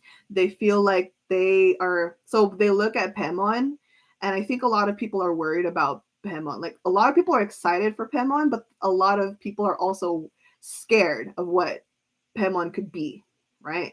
Here is your assurance. Here is your reassurance. If you're worried about what kind of group Paimon is going to be, Princess of Swords says in Blackpink's perspective or in Blackpink's eyes, they can already see that they're going to be completely different than what Blackpink has to offer. Okay, so don't worry. This is your confirmation. Three of Cups says if you have been worried about what kind of concept, you don't want a carbon copy group, don't worry. The Princess of Swords says Paimon is going to be different.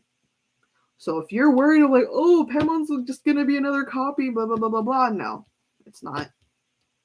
It's not. So you can breathe a little bit, okay? Blackpink has faith in the girls, the little girls. So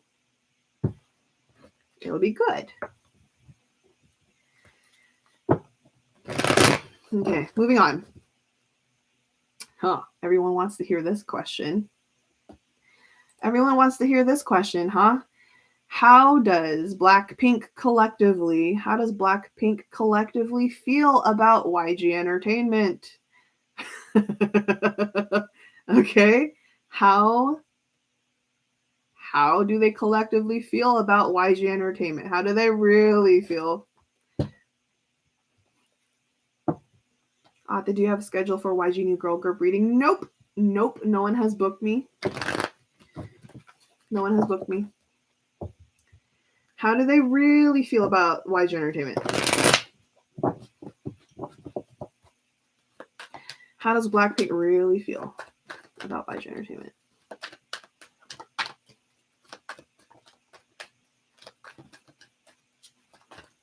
Oops. Okay, my cards have a lot to say. What do you got?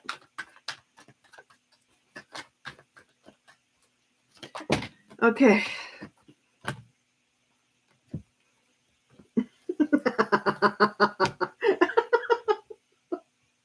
You know what? This is just going to be a pattern. This is just going to be a pattern for almost every YG artist. Okay? For almost every YG artist that comes out of YG, here, this is so funny. Okay? This is so funny because every YG artist that I've read into has like very similar energy here when it comes to YG Entertainment. So again, the question is, how do they feel about the company? They are half-half. They are half-half. And this is literally every artist. They love YG Entertainment, proud of YG Entertainment, proud to be a part of it, but also they have their downsides. It's half-half. They love and hate the company. Okay? Half-half. So I'll tell you why it's such a difference, or why it's such a split in the middle. So we have the Sun card. Okay, this is the first card that flew out. It acknowledges that they have a pride to YG Entertainment. They have they enjoy being part of YG. They do have a good time working under YG. They enjoy being that contribution to the label, right, to the company, because they just pitch in a different vibe and it fits them so well, right? They feel that, right? That makes them happy, okay? But of course, there's downsides to it. There is definitely downsides to it. Sometimes YG Entertainment goes a little too much. They're a little too much. We have that Five of Pentacles in reverse. Okay, Five of Pentacles in reverse says, yes, we have positive sides, but the negative sides is we have to deal with the politics of it all. Right? And it's not something that they can control, because when you look at that, because even YG Entertainment as a company has to answer to board of directors. It's a weird domino effect, and if you really want to understand it, then you have to be in the business of that, right? You need to have to be involved in it. But it just they're basically, think of it as pros and cons of this. There's politics to this, there's marketing to this, there's business aspects to this. It's neither one of Blackpink's fault nor YG Entertainment's fault. It's the politics of it all. Okay? If you want Blackpink to be afloat, then YG Entertainment has to be afloat. Hence, YG Entertainment has to follow a plan. Why is YG Entertainment doing that? It's because they also have to follow a plan from the media, from the board of directors. It's a really, complex industry. It doesn't just end with YG Entertainment. It does not end with YG Entertainment. You don't go artist, label, and that's done. No, there is layers and branches of business politics. So, and that's what sucks. And that's what sucks for them.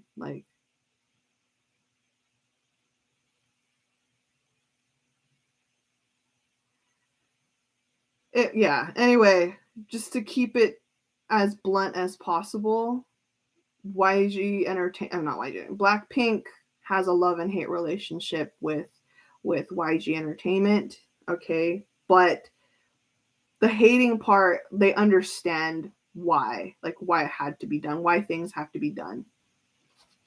Okay.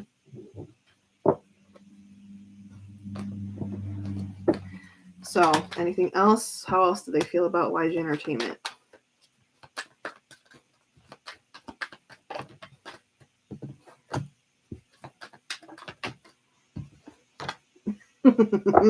Okay. More tea. Okay. There is one thing that they could wish coming out of their relationship with the company. Okay. There's one huge deal that they wish can come out of this. And this is a surprise to me. Everyone wants to complain about, comeback times or quality time, album, creative free will, and they have it, right? And I will confirm it with you. Blackpink feels the same way. Okay, so if you have been, on YG Entertainment's ass about, excuse my language, if you have been on their butt about, oh, you're not giving Blackpink, enough so and so and so, don't worry. Blackpink agrees. Okay, Blackpink is on the same page as you, but they're not as harsh about it. Okay, they're not as harsh about it as how the fandom is treating it, because like I said, Blackpink knows the layers of that. They know the levels to that, and their wish is somehow it's like an ambitious wish, but they somehow wish to be transferred. They want to be transferred.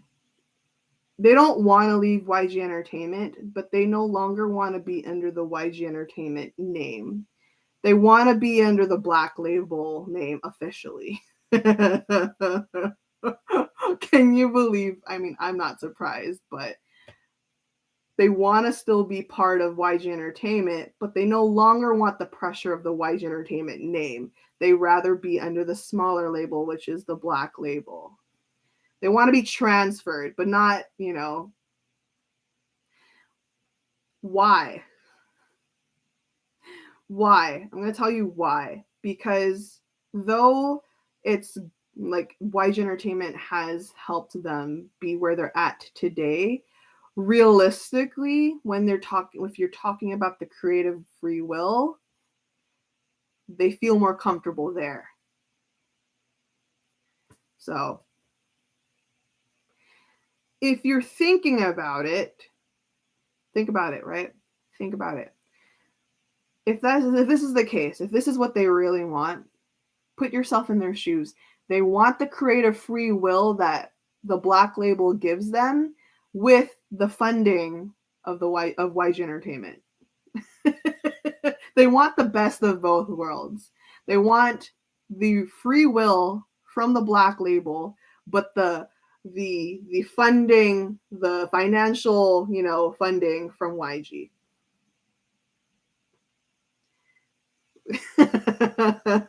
So, understandably so. Yeah, that's what they want. That's how they currently feel. Ay, the way. That's so funny, honestly. It's really funny. Imagine if that had happened. Imagine if that had happened. That would be so. I'd be tripping. I'd be like, whoa, didn't we just talk about that in the reading? Can you imagine if that happened? Anyways, yeah, let's move forward to the next question.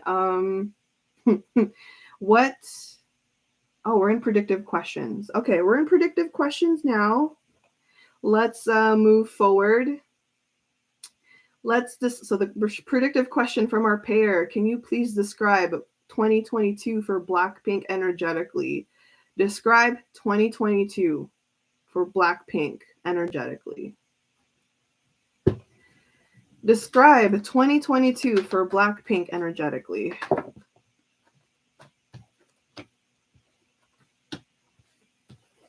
Ooh. Ooh. Okay. Okay. Oh my God. Cards.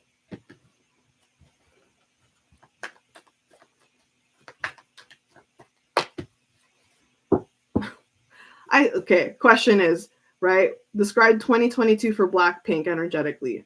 Beginning of this reading, beginning of this live stream, I had the Three of Wands. We have the Three of Wands again. This is what, the fourth time? The fourth time. Okay, so the Three of Wands says 2022 is about new plans, new exciting plans. It talks about something that's very different from what you had expect. Okay. Three of Wands says moving forward, like what you saw, that's done. What's done is done. We're going to move forward into the next thing.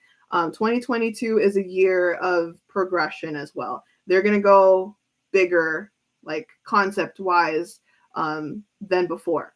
Okay. So yeah, Three of Wands. 2022 also though, it's interesting because I wouldn't say that they're going to have a lot of content, unfortunately, but I will say it's not about quantity this time, okay? But it will be about the impact. Make sense? It's not about the quantity of content. It's going to be about the impact of content. So let's see this here with the Seven of Wands. 2022 is about progression, momentum, new chapters, but also a lot about impact. So if we're so used to BLACKPINK being very powerful, then they're going to still go for this powerful concept because they own that. They've kind of established themselves from the powerful concept. But here's what's different. Okay, we're so used to having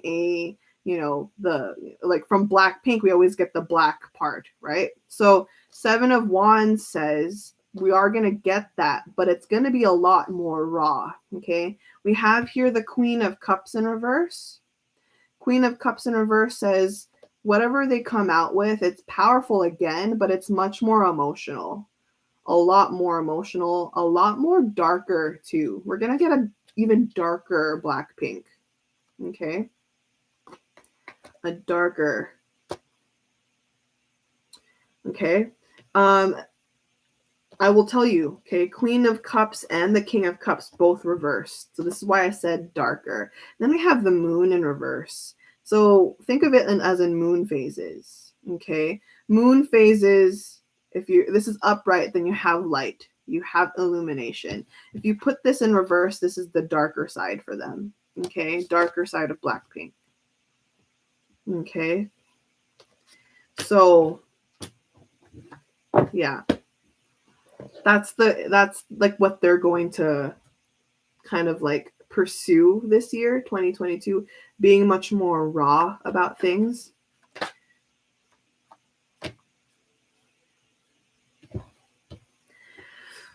Okay, expect Blackpink for 2022 with this 10 of swords in reverse.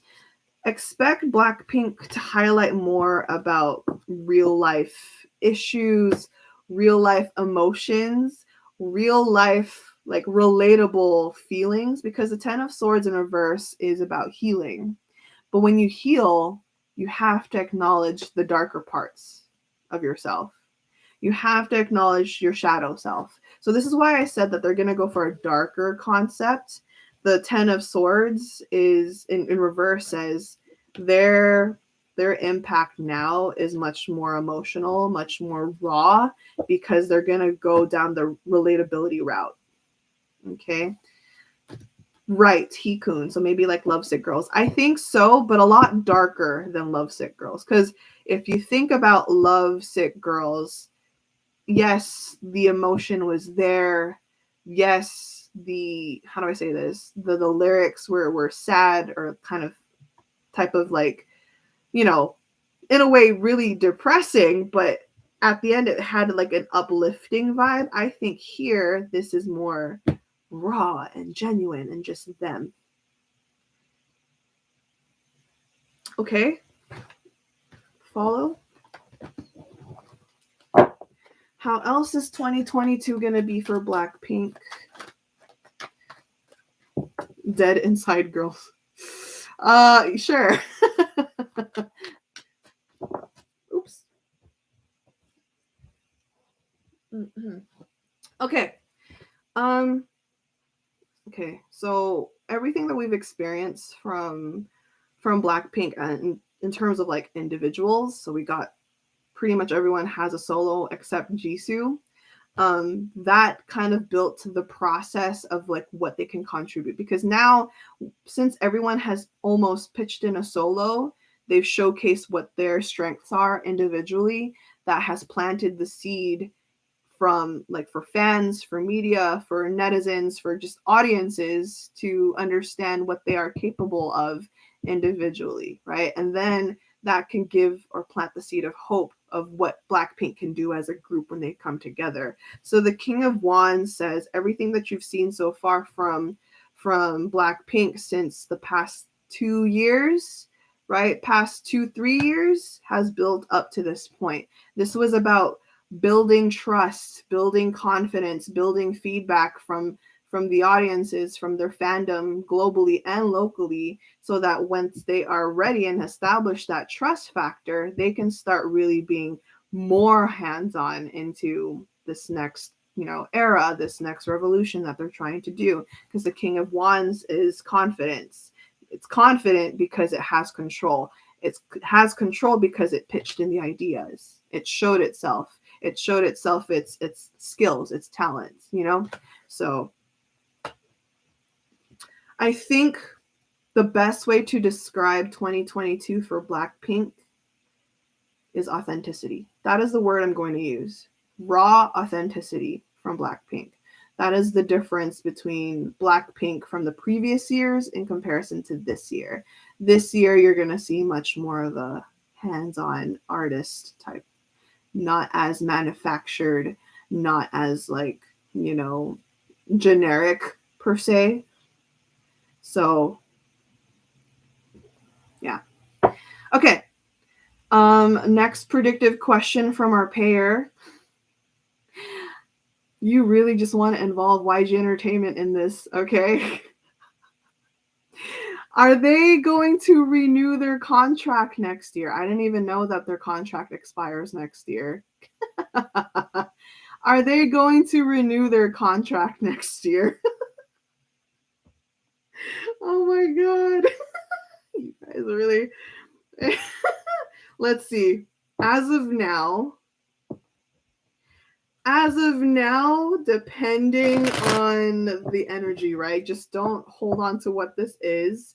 Okay, this could change. So whatever I say, just take it lightly. All right. Are they going to renew their contract with YG Entertainment this year?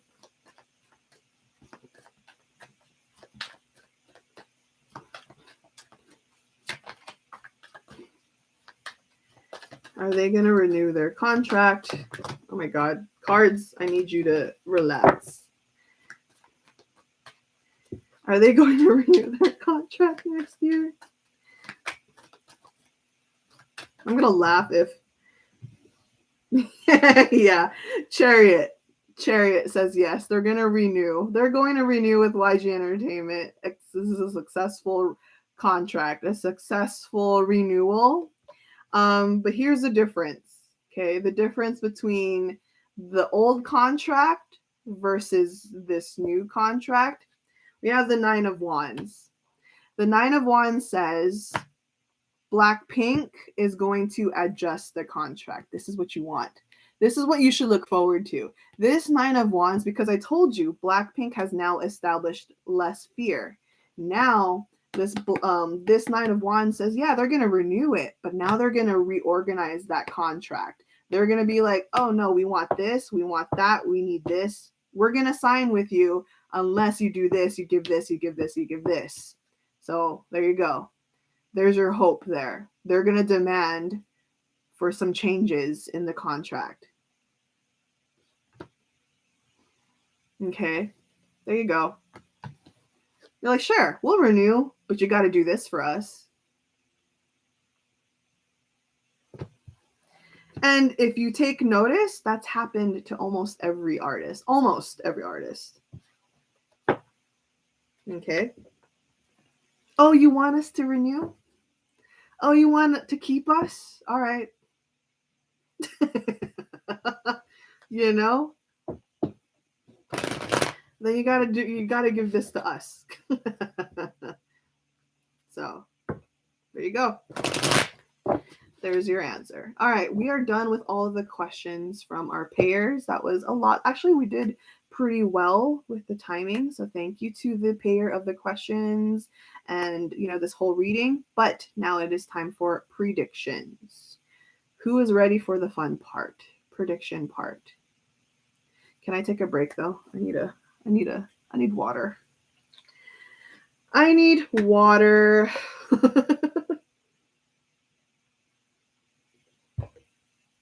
Okay. Yep, water is needed because this Mercury retrograde is not the business.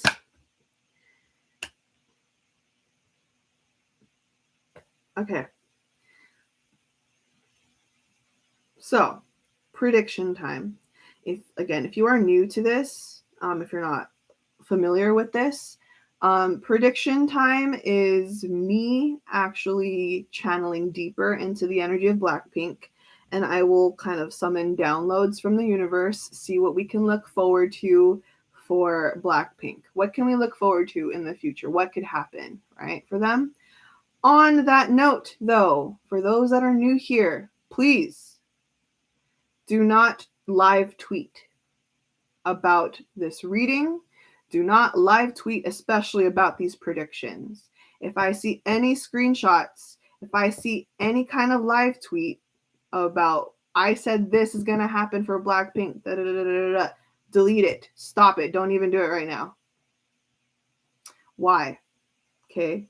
My disclaimer for predictions is, okay, if I say something that is meant to happen for BLACKPINK and you want it to happen, if you want it to positively happen for them, do not dwell on this. Do not think about it.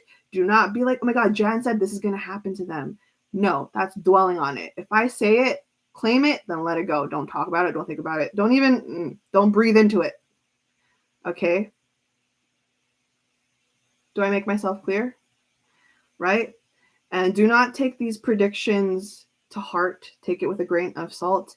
The universe is always working. Energy is always shifting. People like Blackpink still have their own free will of choice. So if I say something, that could still change. Everything I say for predictions or future-wise is just potential. It could still change. This is only based off of what their energy is giving out of in this current moment. Sound good? Everyone understand? You guys understand? We're good, we're good, we're good. Great. Sounds good. Cool. On that note, let us begin. I'm going to use a different deck. We're going to use a different deck.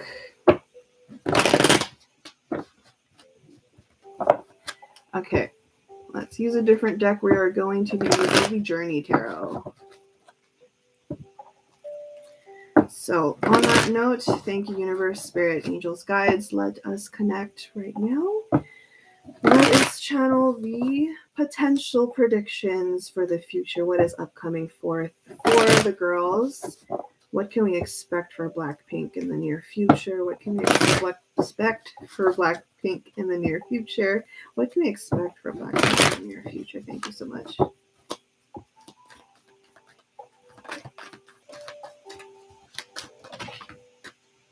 How many tarot cards do you have, like, overall? Deck-wise, I have, like, 50 plus. That's tarot cards.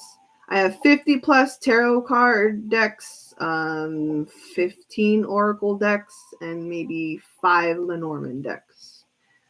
Anyway, I have a lot. Too much.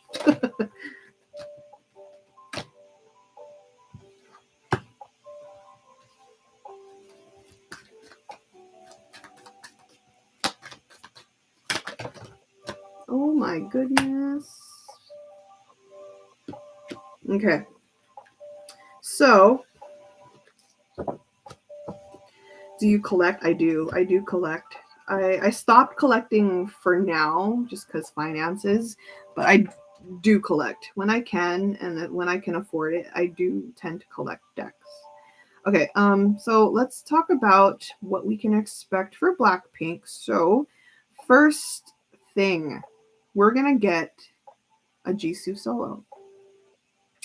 You're gonna get a Jisoo solo. It might be part of like the overall Blackpink comeback though.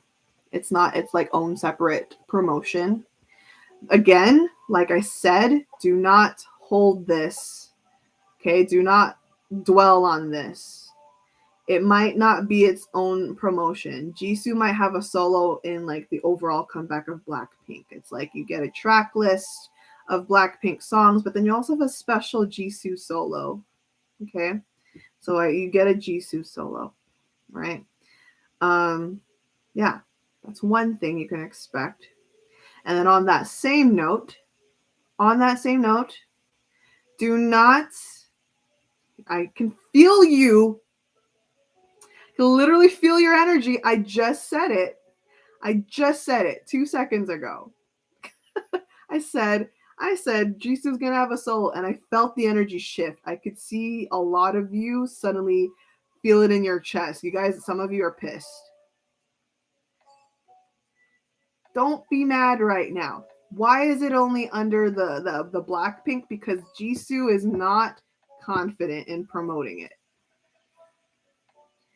Okay. I felt it. I don't think I didn't catch it. Don't think I didn't catch your energy. I felt the shift. You guys are like, what?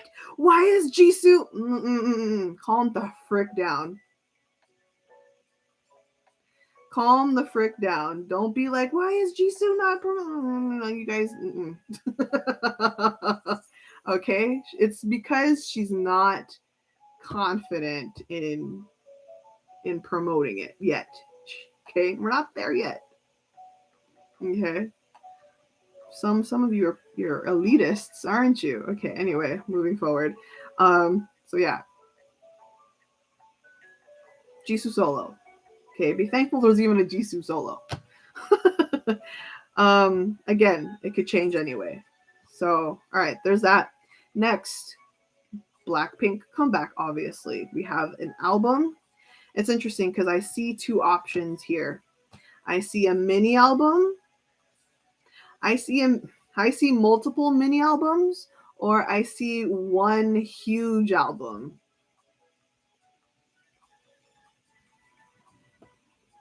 This isn't like a deciding factor right now. I see mini albums being divided. It's like a three-parter, maybe a two-parter, three-parter. This is mini albums throughout the year, or one big album. So they're deciding this. They're not sure yet. They're thinking about it, how they're gonna do about it.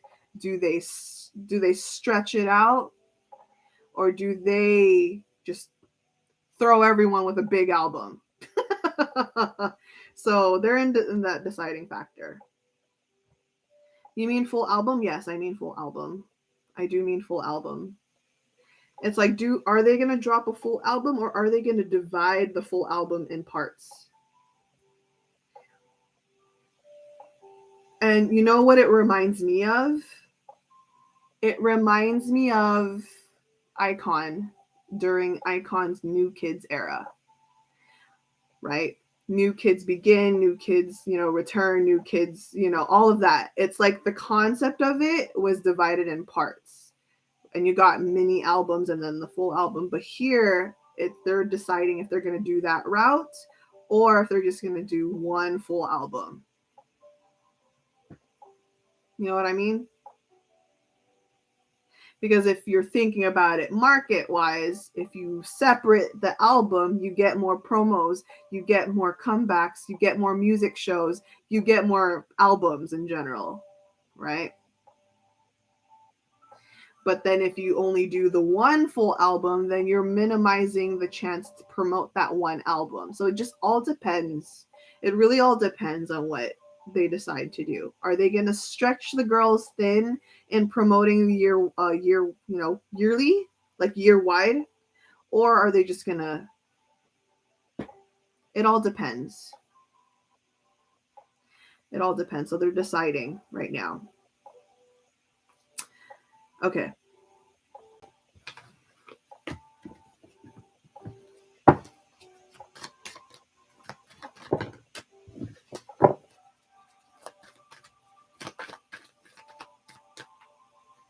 Next.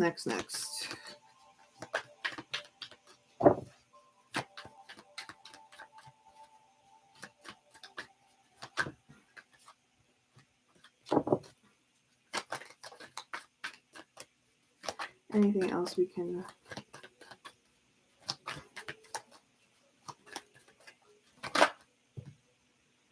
Okay, Blackpink is gonna have, wow, that's a lot actually. Blackpink collaborations, more collaborations. We had what? Cardi B, we had Selena Gomez, we had Dua Lipa, we have Lady Gaga. Who's next? Right? We have all these different collabs already. We're gonna get more. There's more collabs coming in. More. I see 2 more coming in this year. 2 more special collaborations. Okay, so we have, that's a shock. One of them is a Western artist.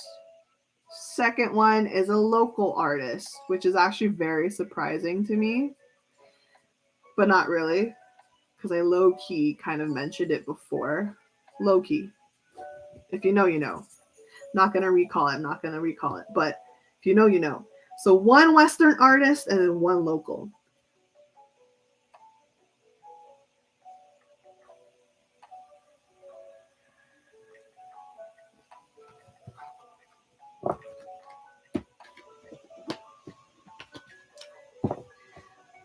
You remember the local? Someone said, yeah, okay, someone said they remember the local artist. Okay, good on you.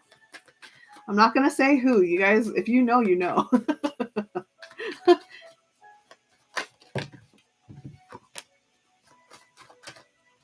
What is this card here?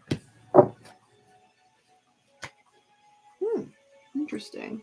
Okay, well, If that's the case,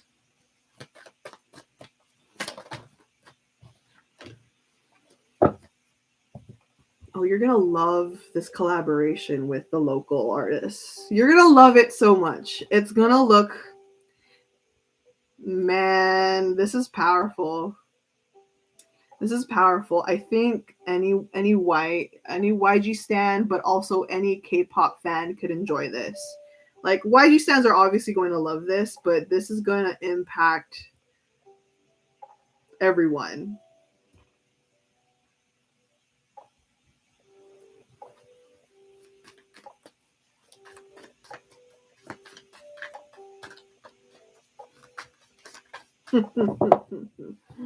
Oh man, oh man, oh man, oh man, oh man. Collab with Taesung. Can you imagine? Oh my god, I love Taesung. He or she? If I say it's a he or a she, that might give it away too much. It might give it away.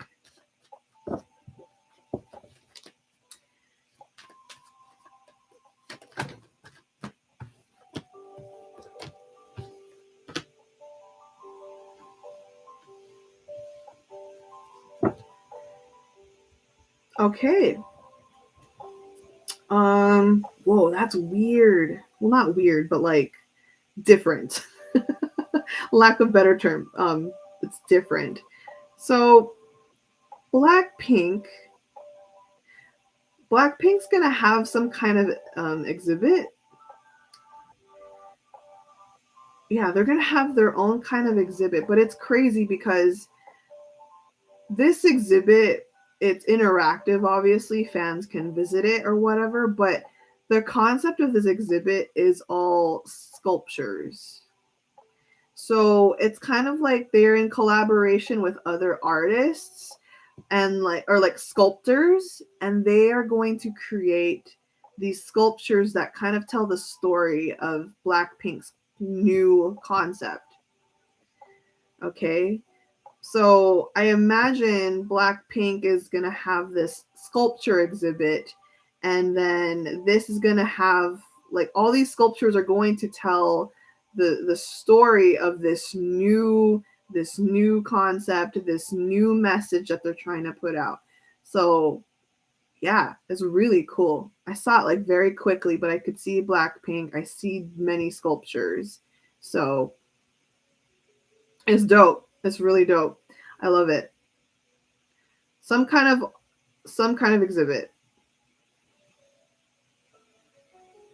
Yeah.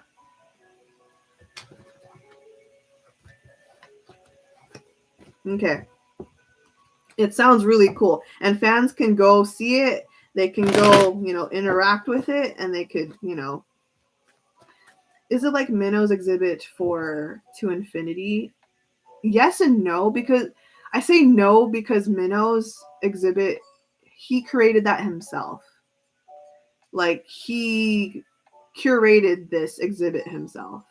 Whereas for this one, this is like created by Blackpink and like the whole entire like group, not the group, but like the company. You know what I mean? This is curated by other artists. Minnow was more hands-on about his stuff. I see this one being like that manufactured or point out by other artists and doing it for them. You know what I mean? So yeah.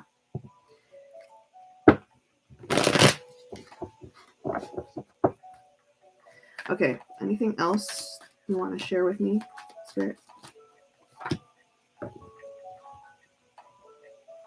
Ooh.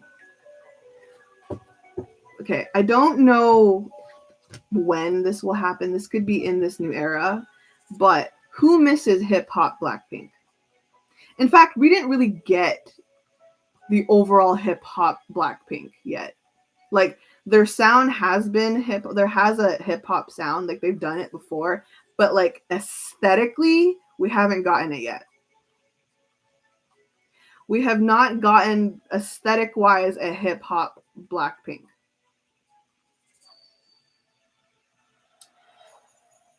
Okay, it's been a while, right? So I see a hip hop Blackpink coming in the future, in the near future.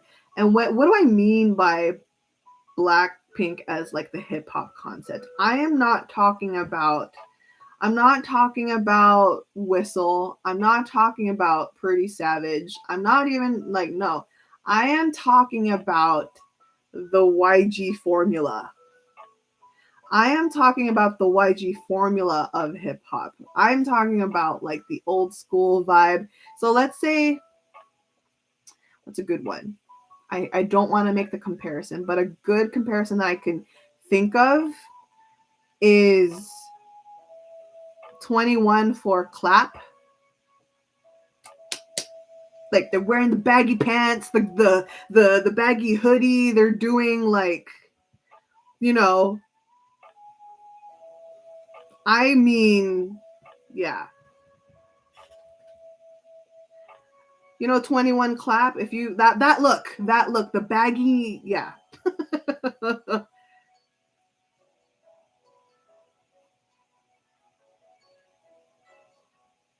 I'm talking about that aesthetic wise. So imagine that aesthetic. Imagine that aesthetic with their sound that we know.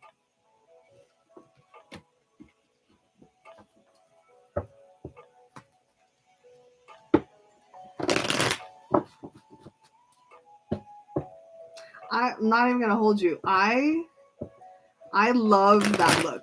I like seeing girl groups do that look. I love it when they wear baggy clothes and they like just rock it. I'm like, dude, that's all I want, because you get to focus on the charisma. You get to focus on like the fluidity of like how they perform or dance or rap, you know what I mean? You don't focus on just their look. You don't focus on like their physique. You focus on the charisma. That's like why I'm into hip hop. You just focus on that, you know? And every time I see, like, not even just Blackpink or 21, every time I see any kind of girl group, like, in passing on Twitter, if I see, like, someone, like, dressed up as a girl, like, from a girl group, like, dressed up as hip hop, I'm like, dude, that's the look. That's the look. That is the look.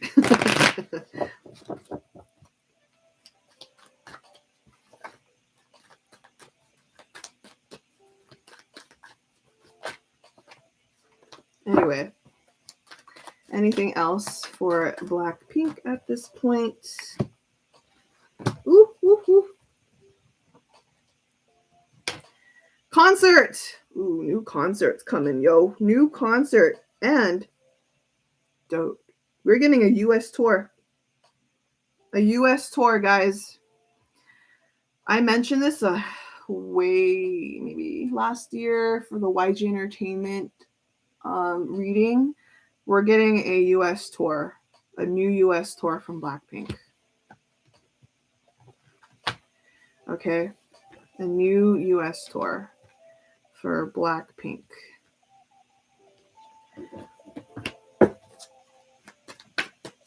This is gonna start maybe in the summer.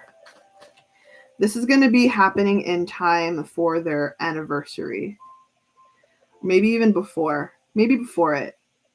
But around that time. So save your money starting now.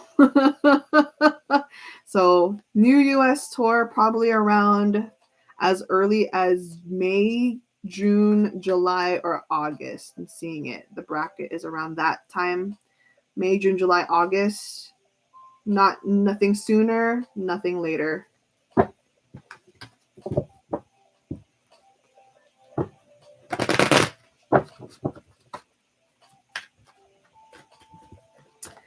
Only US for now. That's all I see. But we'll check. 1 second.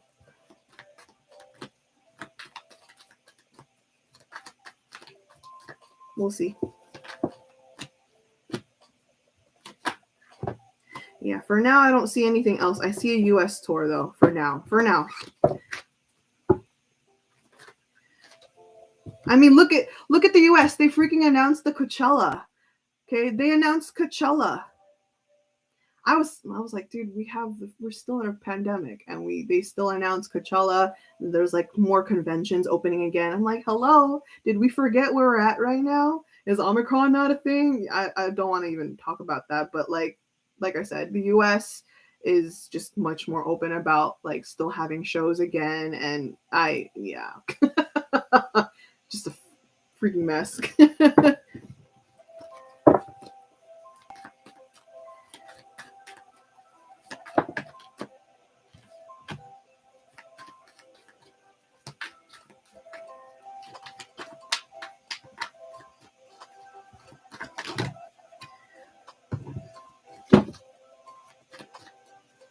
Oh, that's new. Okay, Blackpink in your area. They are going to. There is a survival show that's going to happen, and Blackpink are going to be judges for it. Maybe not fixed judges, but guest judges. That's interesting.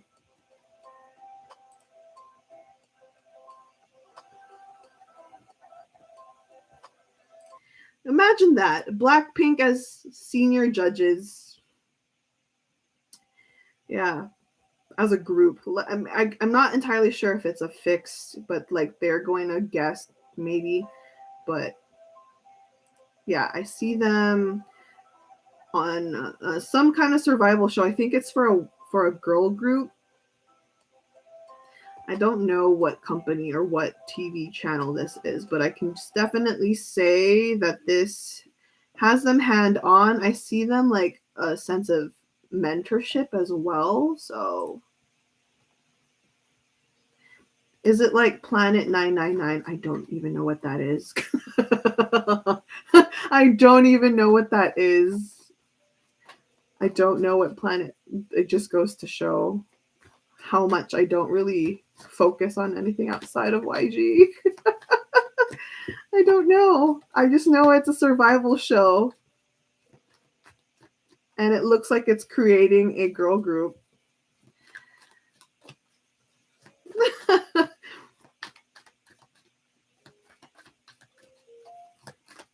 Lisa Jen? What do you mean?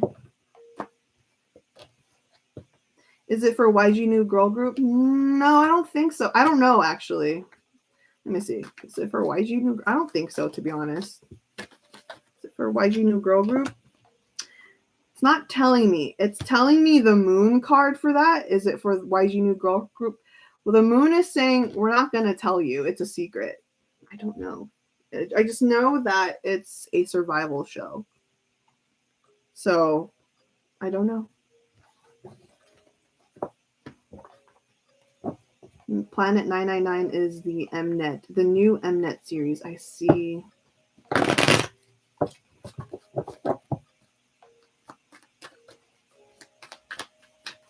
YG pay the moon.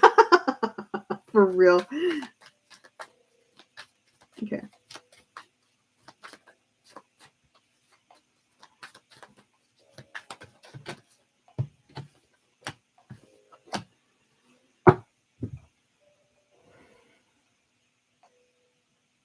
Blackpink and oh, hey, how funny. That's actually really funny. So in that treasure reading, I said that I said that there was going to be a treasure and Blackpink thing like for them being sponsored. Now I see it in Blackpink's reading. I see that. That's so funny. I saw it in Treasure's reading, and now I'm seeing in Blackpink's reading. I see the same download that they're gonna have like a collaborative sponsorship that both Blackpink and Treasure are sharing this brand. How funny. That's actually pretty funny that I see it on both sides. Amazing. We love that for the babies.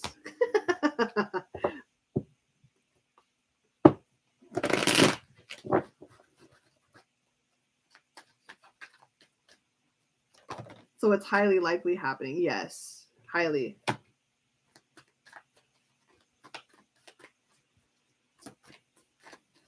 Oh, great. Okay. So here's what we can expect from the girls. So earlier I said a comeback, obviously. We're going to get a comeback overall in general from Blackpink as a group. You're going to see a Jisoo solo. But not only that, you're going to get Jennie 2.0. Solo, Jennie Solo 2.0, a new solo from Jennie, and she's going to promote it. She's going to promote it. I see a new, and this time there's more songs. More songs. Maybe like a mini album. So you're gonna get more from Jennie 2.0. You said it too in your last Jennie reading. That's true, I did say that, but this is much more clearer. It's a mini. You're gonna get more songs. Set it and forget it, guys. Oh, I gotta chill. Jennie is gonna have, okay, you're gonna get more songs from her. You're gonna get more songs from Jennie. And it's funny, one of the songs is gonna have a feature. This is a collaborative thing. This is Jennie and so. Okay. So she's gonna have a good handful of songs. Not a lot, but I think, like I said, I think it's a mini, but one of them is gonna have a featuring.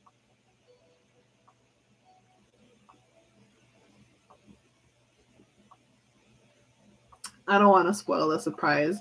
Just know that I'm super excited for this. I'm just gonna be super excited for this. If you know, you know, but I'm excited for this one.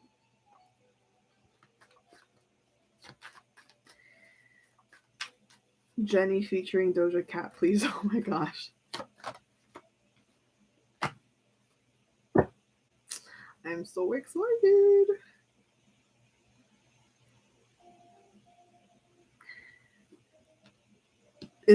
When is this happening? So this could happen late this year, maybe around September, October, November, or if not during that time, maybe even early 2023. But the earliest is like September.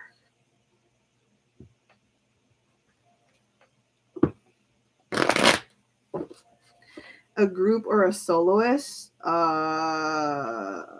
It's a soloist because it's just Jennie and this one person. So take it as you will.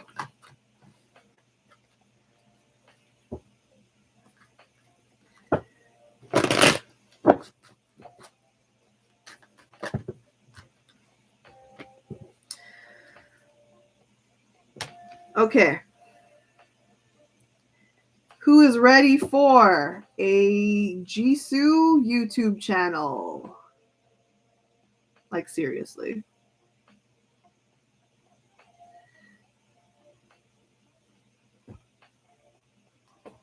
Jennie and Crunk.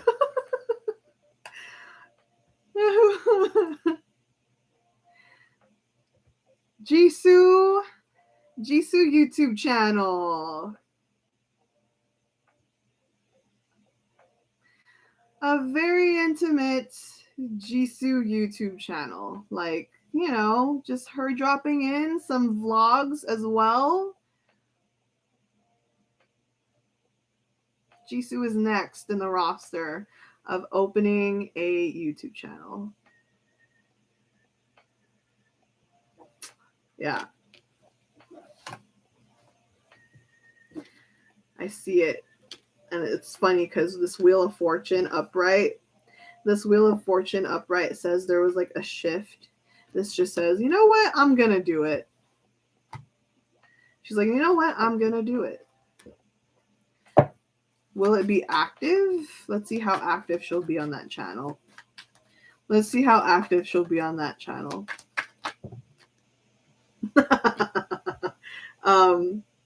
Okay. So you know how we have Jenny and Lisa, they have their YouTube channels. So there's a difference, right? Jenny does not update content as often as Lisa does. So Jisoo is going to be very similar to Jenny, if not like, in fact, maybe a little slower than Jenny. So Jisoo and Jenny have that same demeanor in terms of their YouTube channels, where Lisa's slightly more active about it. So yeah, she'll have it, but it's not constant. So that's funny. I'm not gonna lie, that's hilarious.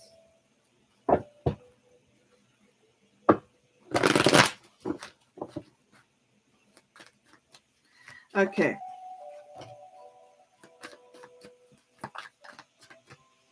Next.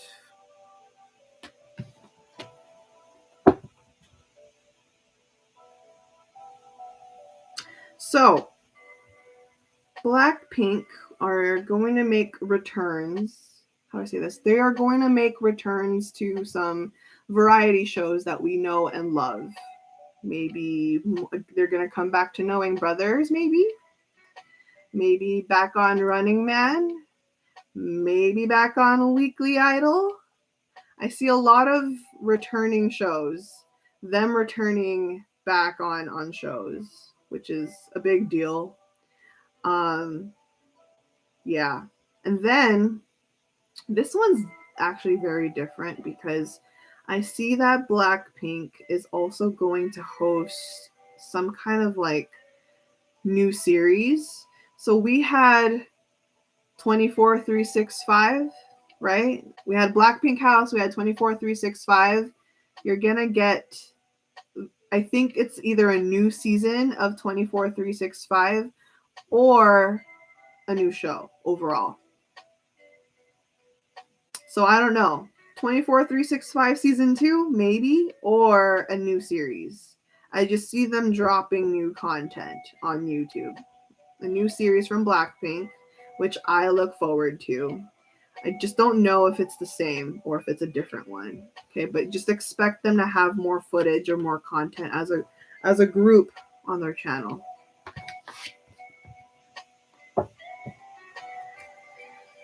24365 didn't even end properly. True, it did not. So it might even just continue that way. So who knows?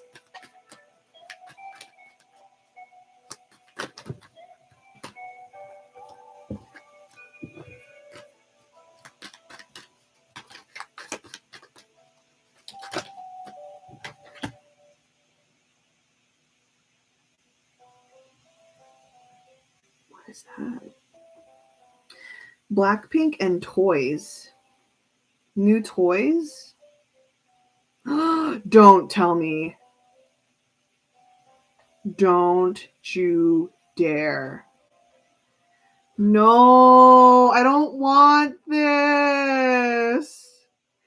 No.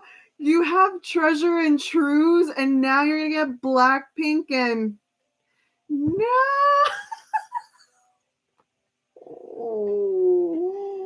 Oh my god. No. You're gonna get a Blackpink version of, oh no, I'm not here for this.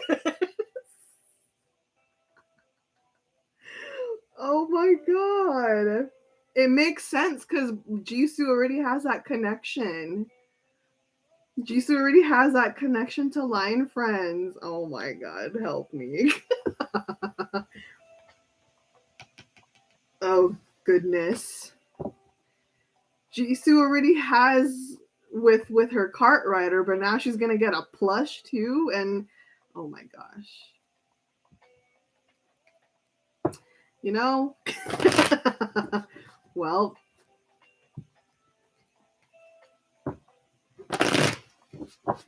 who knows? Maybe you're gonna. I can't. Money just went. I wanted a Chi Chi plush so bad. Aw. Well, you might get it. It might. Excuse me.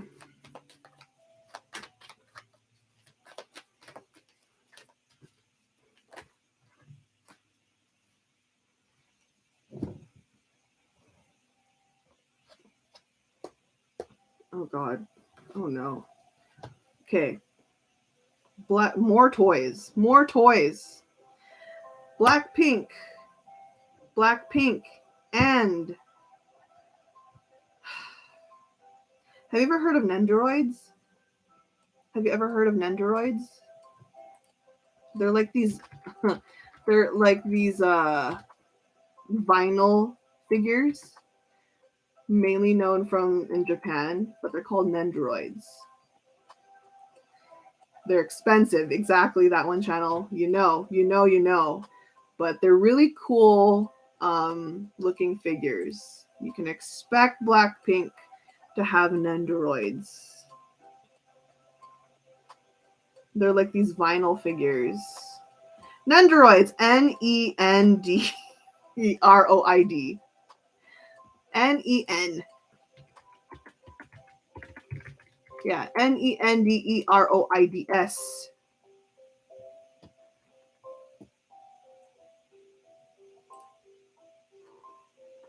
Is it Japan exclusive? Somewhat, kind of. It doesn't have to always be, but they're based off of Japan.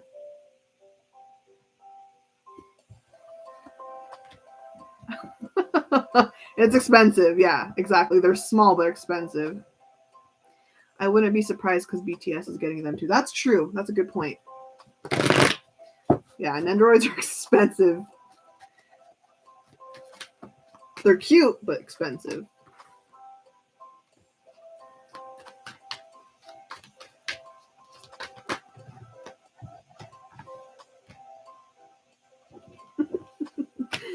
Okay. That's surprising. Wait, when was the last time Blackpink dropped their latest Blackpink light stick version? Wasn't that just last year, or is that just me? Was that just last year? Fill me in. I don't know, because I see another version of the light stick again. Is 2020? Okay. Well, you're getting yet another version. You're getting yet another version of their light stick. Okay, so it's 2020. Thank you guys. So, an upgrade yet again. That is very fast. Why are they always putting out new versions of a light stick? I don't know.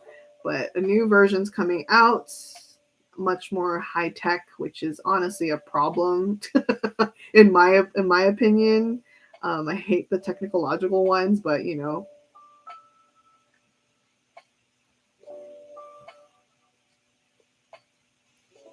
Wow, I just bought one a month ago. Hell, oh no. Oh no. Yeah, there's gonna be a third version.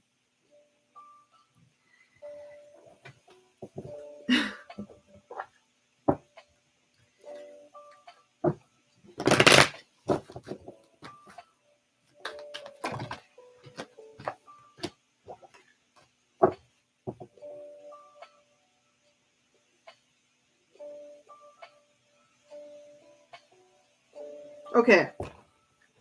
Um, this is the last download I'm getting from Spirit. So this one, actually, wait, let me, before I say anything.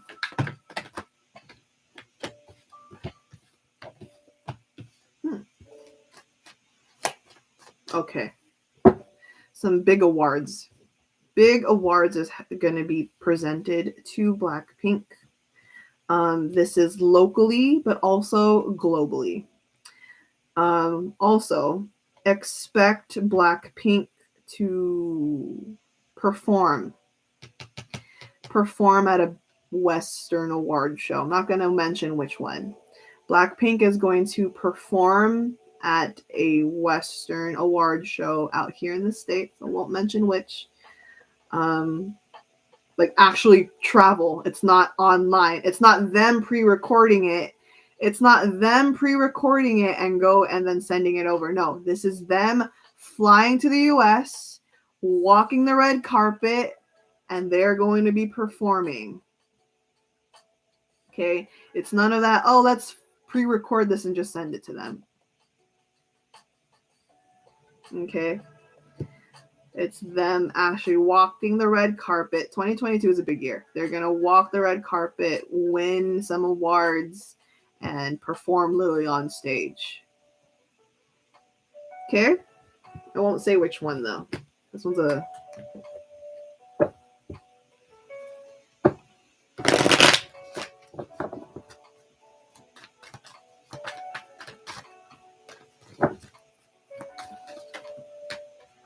yeah. Okay, I'm not getting anything new. The download that is ending with me today is them really extending themselves out in the US. So, are they going to perform with their new song? It looks like it. It looks like it, Mushroom Life. It looks like it's them performing their new song because this new comeback is going to be well received both globally and locally, but this is going to be well received, and it's going to be to the extent that they can perform it on stage. So, yeah, we're ending this reading with this pretty big download. Yeah. And what's interesting is not only are they going to perform on this stage, but it looks like there's going to be some special surprises as well. So I don't want to spoil too much of it, but it's going to be pretty good. A big year for 2022 for the girls. So, anything else you got for me?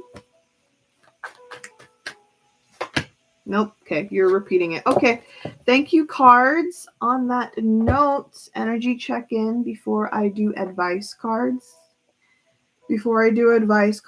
How's everybody doing? Again, don't take this too seriously. Take it lightly, set it, intend it, then forget it. How's everyone? You're hyped? So am I.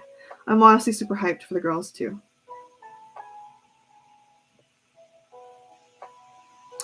You're good? You're good? Great. Me too. Excited for them. Eating? Good. You're confused now? Why are you confused? Mushroom Life, why are you confused? All right, what is the overall energy for BLACKPINK and upcoming? What time is it in LA? It is 3 a.m. Why do I do this to my life? It's 3. Okay, BLACKPINK, full of gratitude, right? Ooh, okay. So, gratitude. But then for this one, we also have, wow, this is a lot of growth for the girls. So gratitude and then surrender, meaning like letting go, just trusting them more. Let it take its own, course. Let things just unfold on its own. So there's that. Then we also have here humor. Humor is about like the fun of it. So 2022, you're going to get a lot of content now, and it's going to be a lot more, productive and brighter and enthusiastic, more uplifted this year coming from the girls, which is nice. And then, as advice, what is the overall advice for BLACKPINK and the fandom that come across this?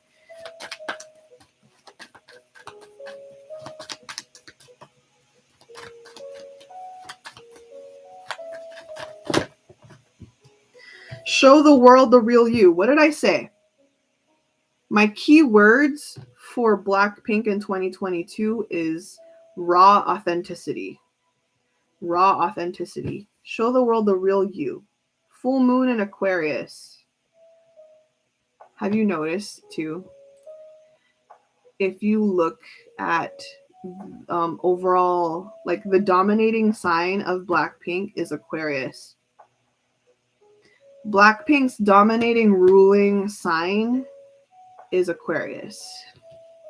You have Jisoo with an Aquarius moon, Jennie with an Aquarius Mercury and Mars, Rosie with the Aquarius stellium, Lisa has an Aquarius outer planets, basically showing the real you out there is part of their destiny as a group.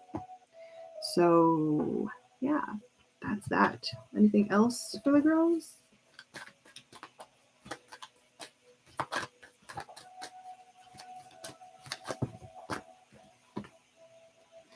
All right. So on that note, we have here a win-win outcome is forecast.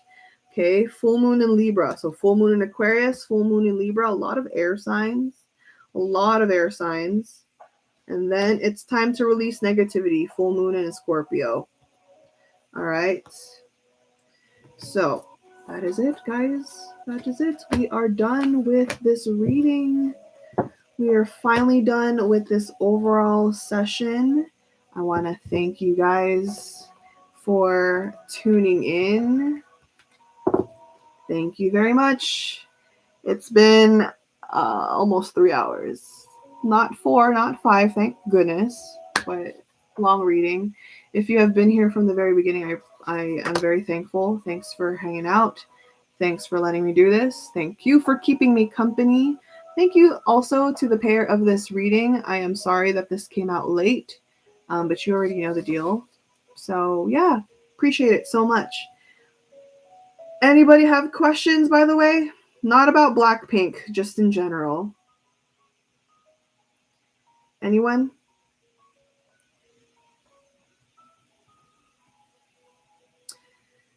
Thank you, Jen. When is Big Bang's reading? Great question. So I finished BLACKPINK's reading today, right? The next reading is actually Big Bang. Not tomorrow, but the day after. So Big Bang, I will be reading them on January 16th for you guys, January 15th for me.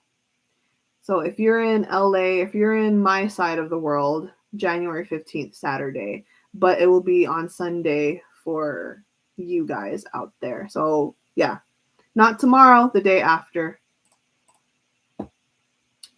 So I'll be back. My question is, when are you reacting to YG Megamix, please? Ha ha ha ha ha. Hikun, I already watched it. I already reacted to it. I just did not edit it. I don't know when that's coming out. I have been really slammed with readings. I have been slammed with work. I have been slammed with everything else, with life.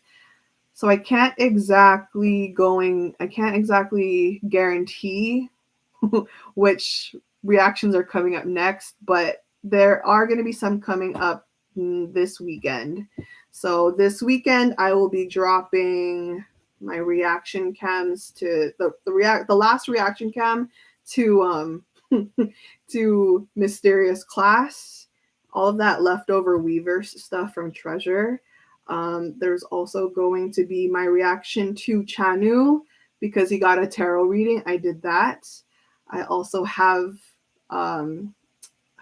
I can't even think, Icon on Profile. Okay. So Icon on Profile, their 2022 profile, I reacted to that.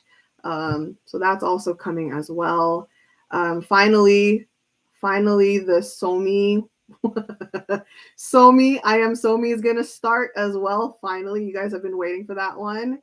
So that's coming up. That's like the next stuff coming in.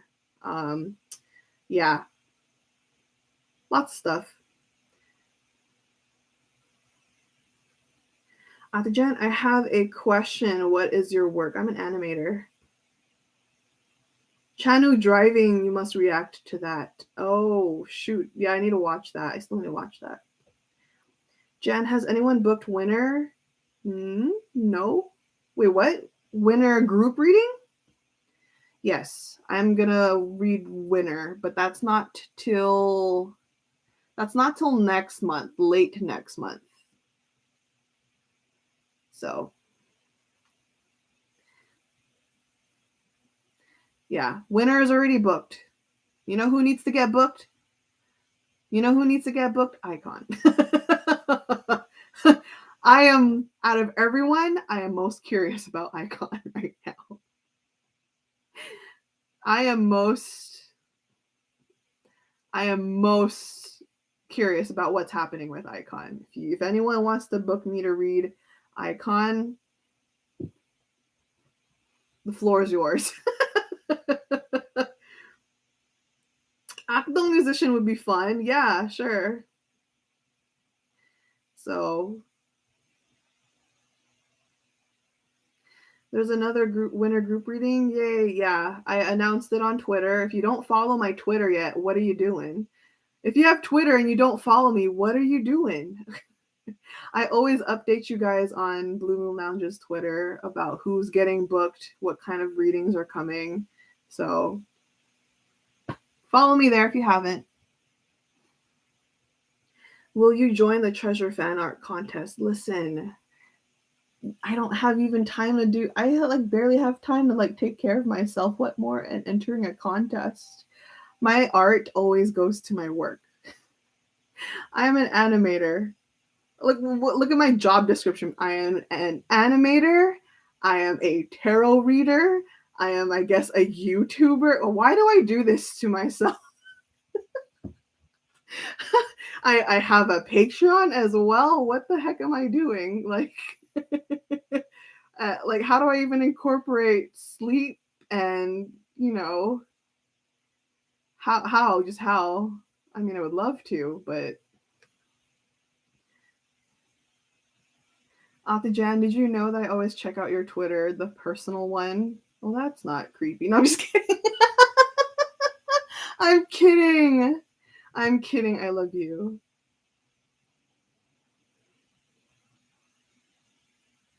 Ate, I'm finally watching Spider-Man on Saturday in the US. Any tips, reminders as an OG Marvel fan? Tips? Tips. Have tissue. Have tissue. That's all. Just have tissue. And be prepared for a wild roller coaster.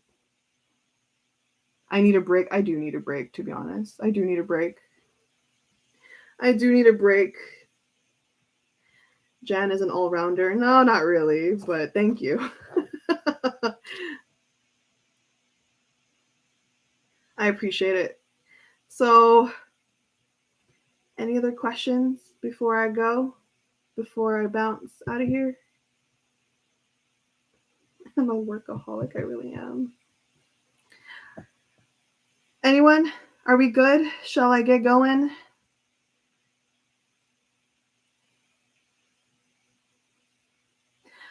Because I want to see your reply to the treasure post or any other YGA post, especially that post earlier. Like, what is that?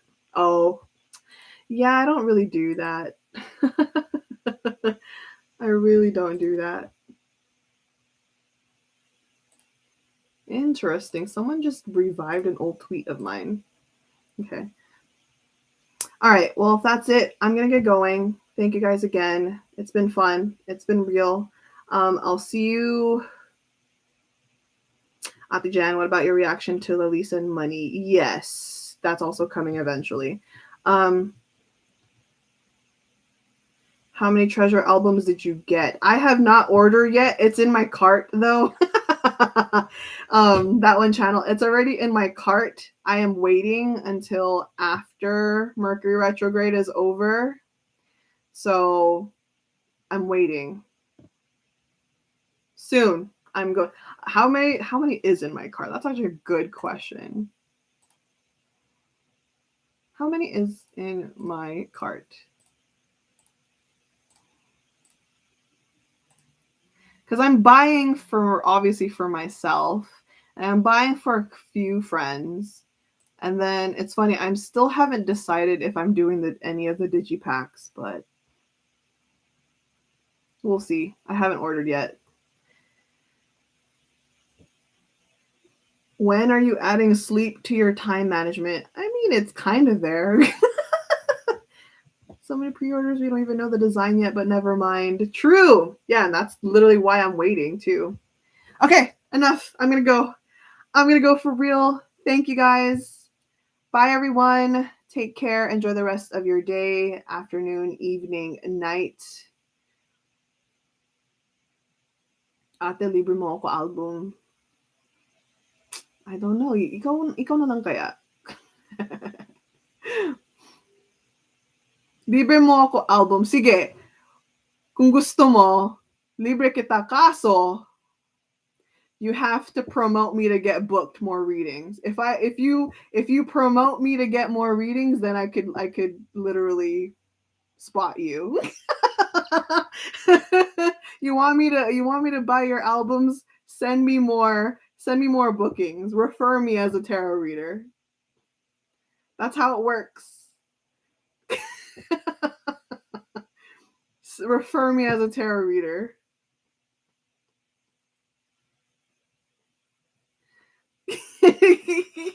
That's literally commission.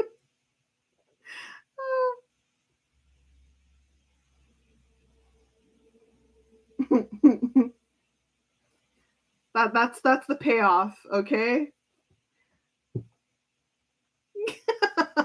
You want me to give you a free album, you're gonna have someone book me for a reading. Okay. Okay, I'm gonna go now for real. Bye everyone. Thank you. Take care. Love you guys.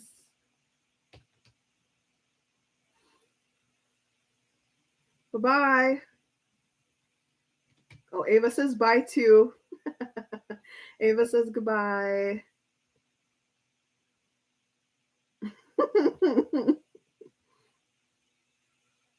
Thank you guys so much.